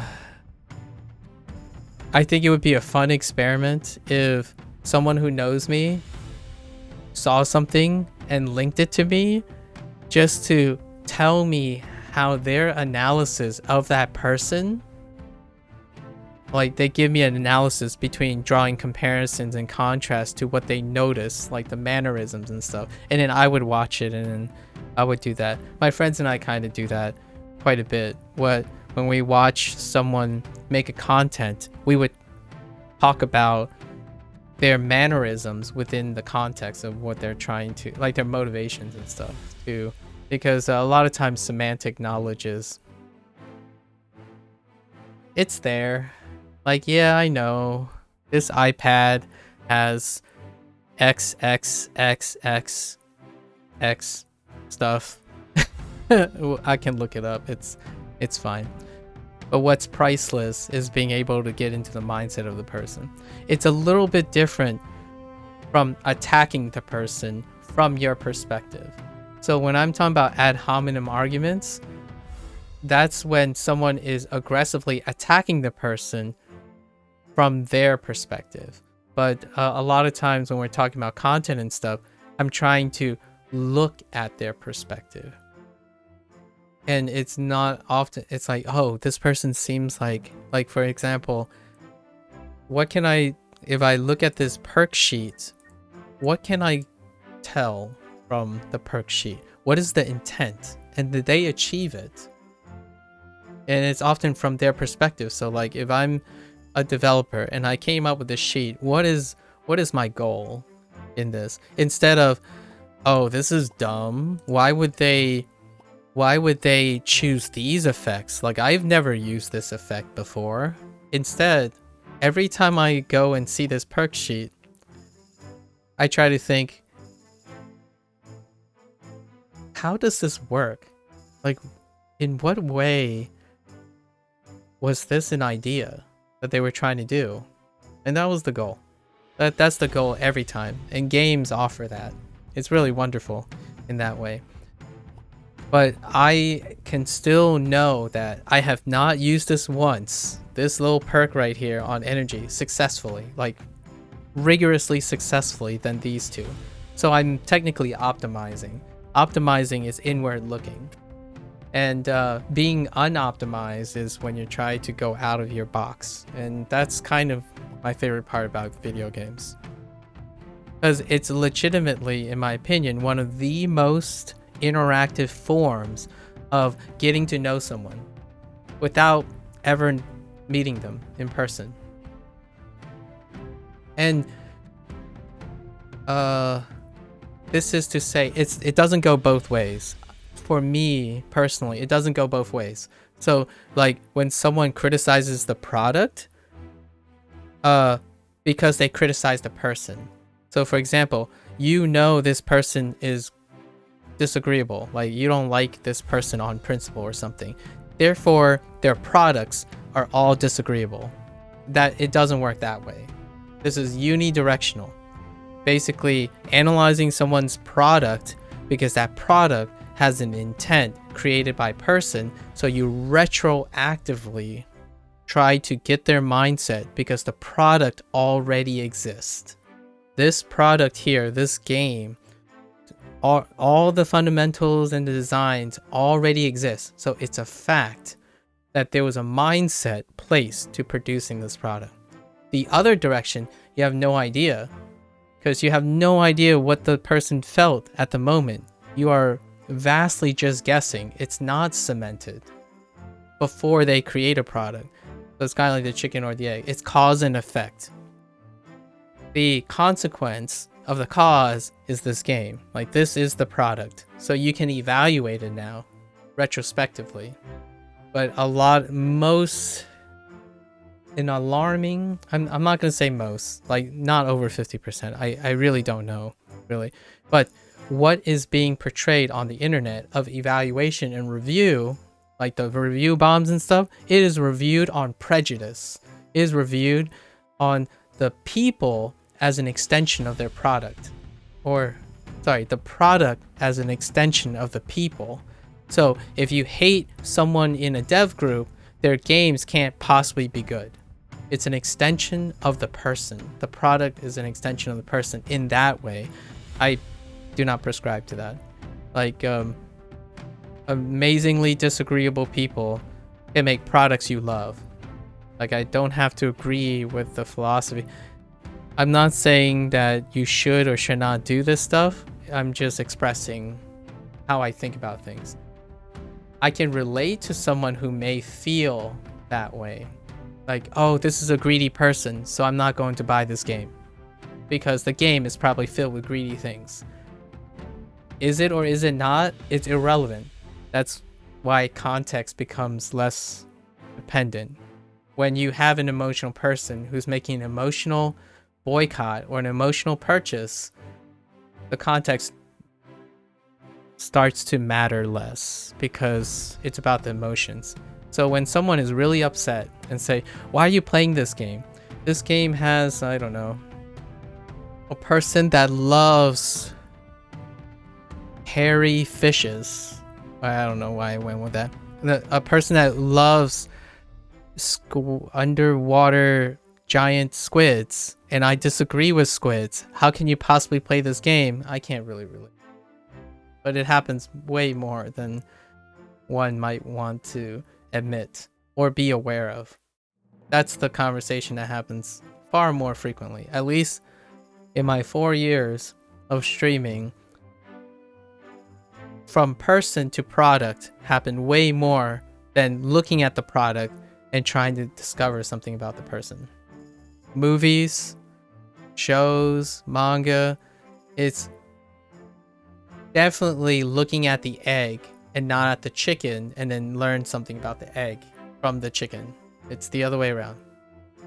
And that's a terrible analogy because sometimes people think about the chicken or the egg analogy as what came first. We're not talking about what came first. We're specifically talking about cause and consequence. An egg leads to a chicken. That's like in the time span. Big digression. But happens so often. I have these, and I'm gonna tell you, I have these thoughts while having the conversation. And I'm not trying to be disrespectful. This might sound disrespectful, and I know it can be, is that conversations go a certain way, and I'm basically looking for confirmation. The moment someone does something that I'm not expecting, you will probably be able to tell. I'll probably be speechless. I'll probably stutter. And I will probably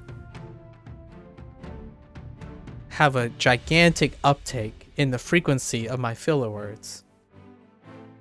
I am not a great improvisational speaker. So I spend most of my time trying to take in and become as cosmopolitan as I am able to, so that I don't end up sitting there twiddling my thumbs, pretending like I know how to add to this conversation. That was like my teenage self. Just sit there and say, well, I don't know what to do. I don't know anything about this. Well, the fun part about being a conversationalist is you don't have to know anything about anything. You can probably get the person to tell you everything, and it will still feel like you're part of the conversation. You can lead the conversation. It's kind of like a debate team, right? There's a moderator. Be the moderator. You're moderating 2 experts, but you can still have them hold a conversation with you. Be an interviewer. An interviewer can hold conversations, makes an interviewee feel like they're, settled in and inviting without ever exchanging how little or how much you know. That's not to say that you shouldn't strive to know something. Definitely. If you love something, get to know it. I'm just saying, when you get to know something, it also takes away from your ability to be agreeable. So it's an exchange. So for example, if I become an expert in something and I interview another expert on my field of expertise, that will often lead to debate and antagonism. But if you are completely ignorant of the topic and you're interviewing someone that's an expert, it requires the skills I'm describing, the conversational skills I'm describing. So as a streamer, you are the limiting factor. You will not be able to be necessarily know everything a stranger would approach you with. So the fundamental skills I'm describing are very, very effective as a streamer, because the streamer is the host of conversations. So be a host. That sounds really simple and it sounds condescending, but it's a very difficult skill. You are hosting people's opinions. Ask them how they feel. Ask them what's on their mind. You can talk a lot, but you don't have to demonstrate how much you know about something, because you're the host. You're the leader in the conversation. And it goes back to that thing that I talked about a little bit earlier. Leaders aren't good at any specific thing. Leaders know how to delegate people in general. Like, if you're a human, it would be other humans. So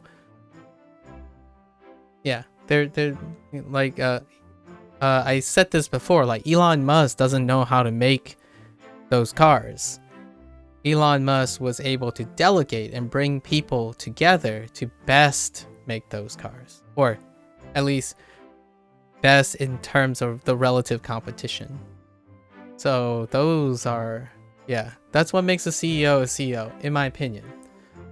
And one of the distinguishing factors is a long-standing CEO tends to continue to be able to delegate things, not be an expert at everything. I mean, presumably their expertise is handling the company. So losing a long-time CEO can be a really big blow to a company, right? Because they know how to delegate the ecosystem that they cultivated. I don't want to be a CEO. Let's just put that out there. That sounds like an extremely stressful task. I think spending a lot of time practicing things help you appreciate how difficult it is. And yeah, you can't please everyone, but that's not a crutch I use to prevent myself from trying. It's ironic, but that whole thing about, oh yeah, you're gonna win some, you're gonna lose some, you can't always please everyone, that's fair. And a lot of, people in leadership positions would say that as a euphemism, but it wouldn't stop them from continuing to try. In contrast, individuals who use that most of the time are giving them an excuse to not try at all. And that's definitely in their prerogative. They have the right to not do that. I don't see that as fun. I think that's the biggest challenge. So might as well keep challenging myself. I guarantee you I will not succeed by the time I die to satisfy everyone that I encounter. Absolutely not. But that's what keeps me motivated. You can always get closer and closer to, I don't know, 70% success rate or something. It sounds very romantic, but it does have the ups and downs. Okay. I went way longer than I thought. Will increase healing done? Wait, on this hero? Healing done. Oh, no. Okay. Yeah. I'm gonna have to edit this part too. I'm like 5 days behind on VOD editing, but that's fine. It's low effort. We'll catch up.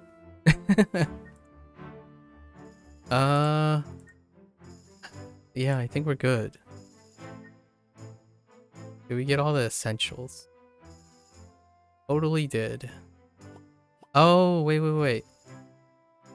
Oh, that you apply. Okay, never mind. Okay.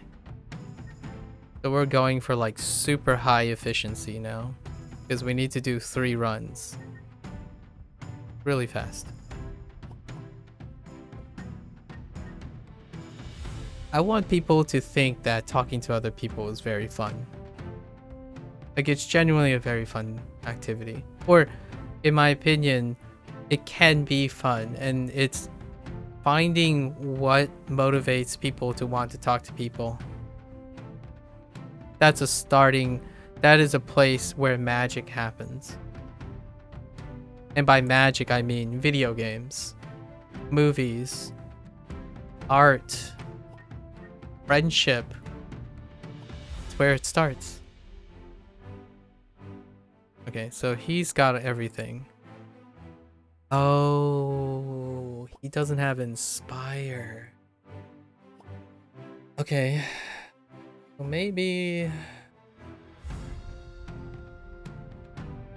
I take away Vitality? Where do I provide Vitality?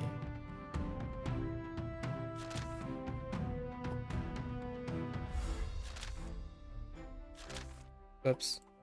That's not the... Oh, I can throw away Vitality. Oh, I probably did it for Bree. But now I'm not using Bree.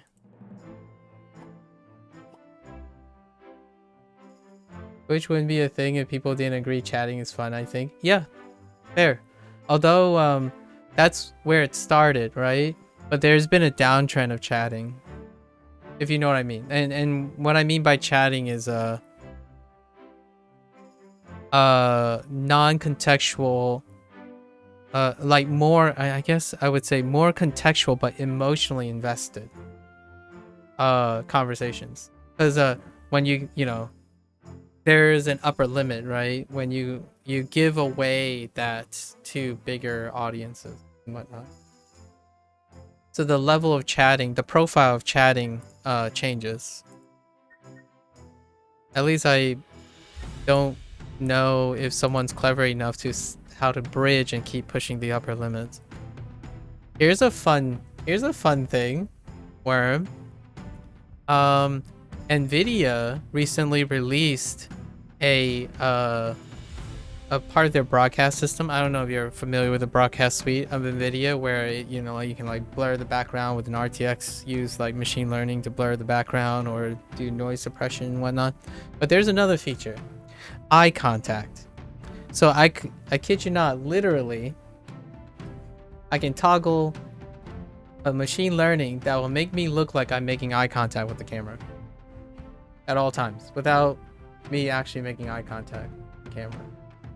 And I'm gonna tell you now that I don't make eye contact with people when I talk to them, like not even in person.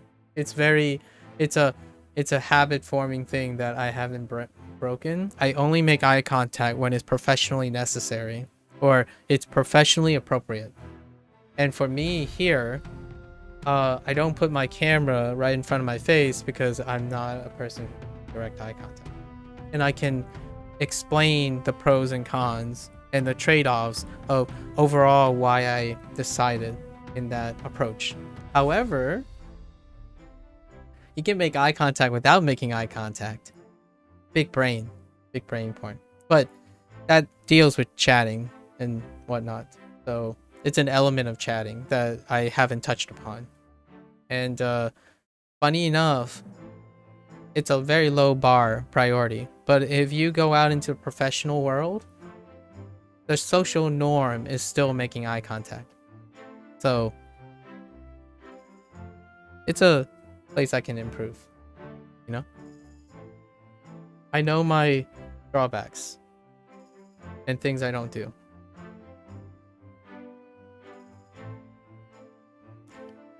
And I'm trading off with them.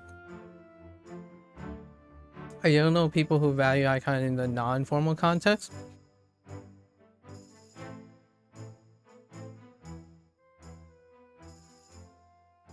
Is non-formal, do you consider having intimate relationships a non-formal context?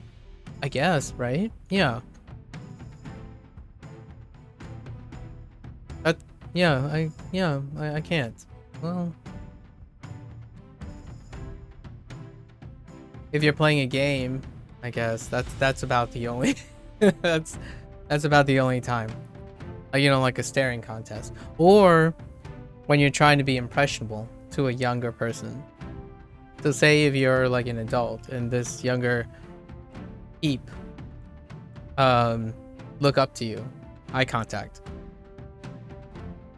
It's before they develop the upper intellectual intuition and semantics of choice about the value of eye contact. So in its purest form, I would argue that eye contact still exists. So like, for example, with a baby, if you don't make eye contact with a baby and you're their parental figure, you can see a vast difference in responsiveness. So in the very like blank slate form, it demonstrates the value of eye contact with and without the context. So formal, informal, what have you. So as a young kid, I learned very early that I don't have an intuition for eye contact. But as a kid, at least according to my parents' description, I heavily made eye contact. Because, I'm a baby, right? So, there's evidence for that in its purest form. Unless raising a baby is a formal context, I'm not sure if it's considered a formal context.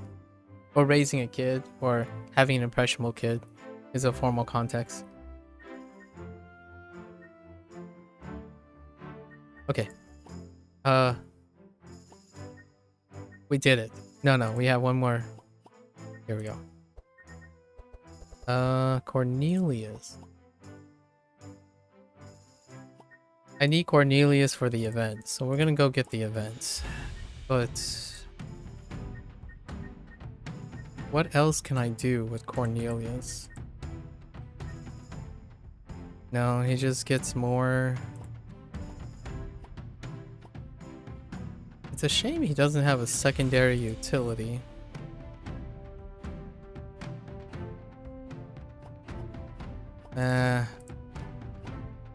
This will be sufficient.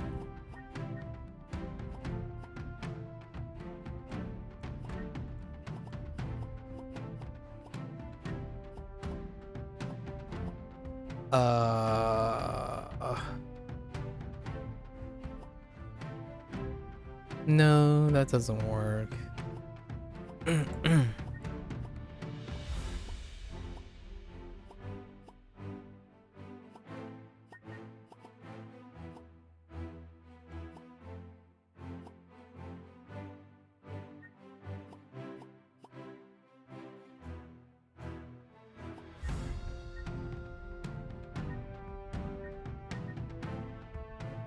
Oh, yeah, we have Bless now.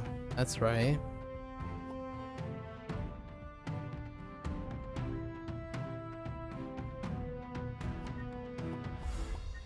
Regen?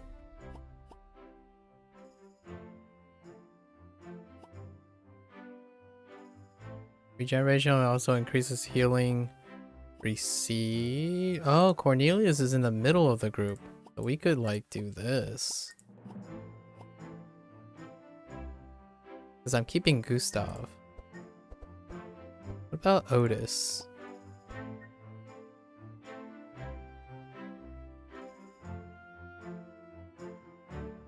Not sure if it makes sense to compare adults and teenagers to babies in terms of behavior. I get that it may hint at something fundamental, but I don't think it has to stay that way throughout your development.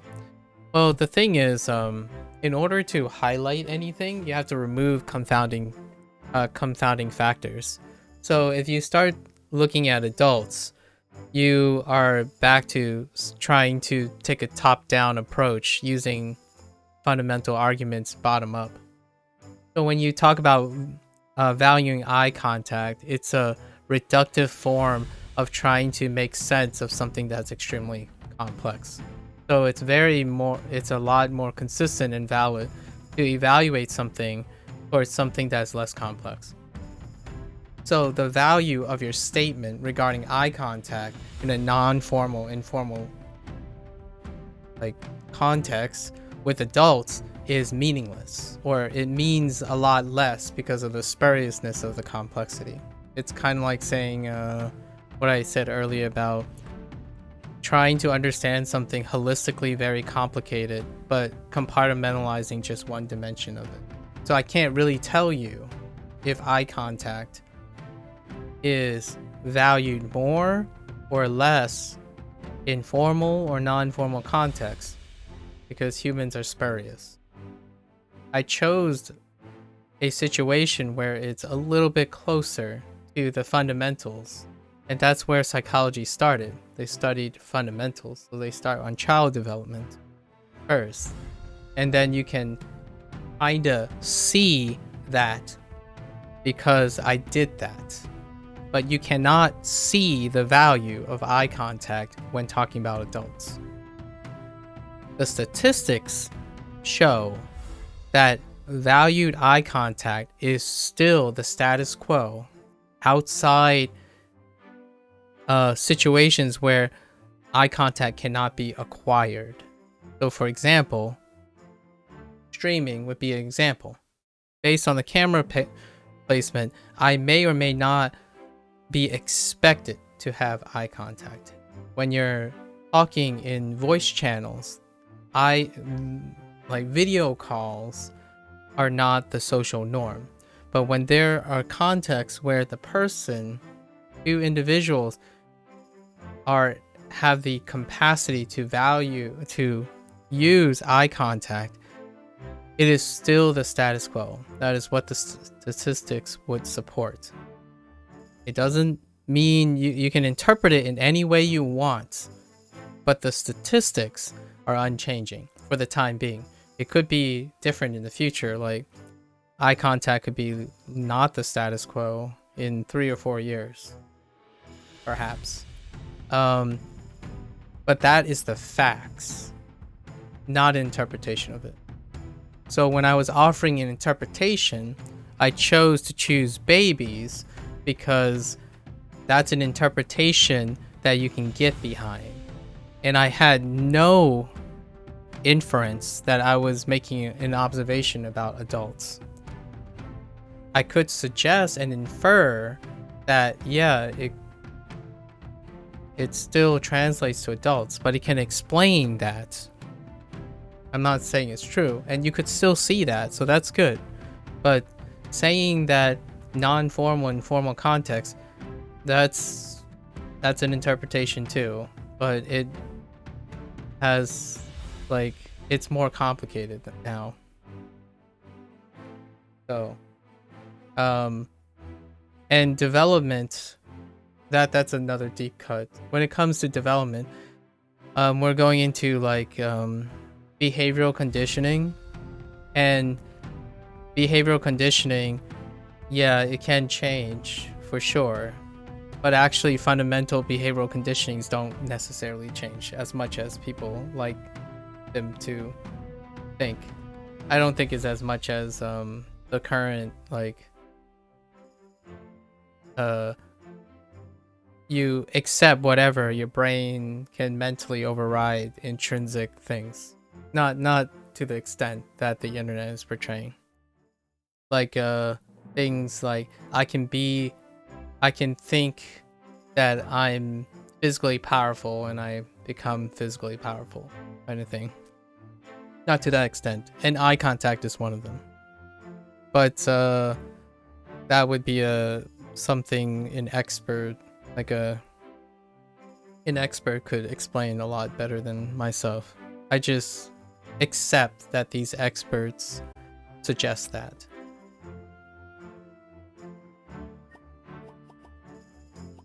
I don't know the details.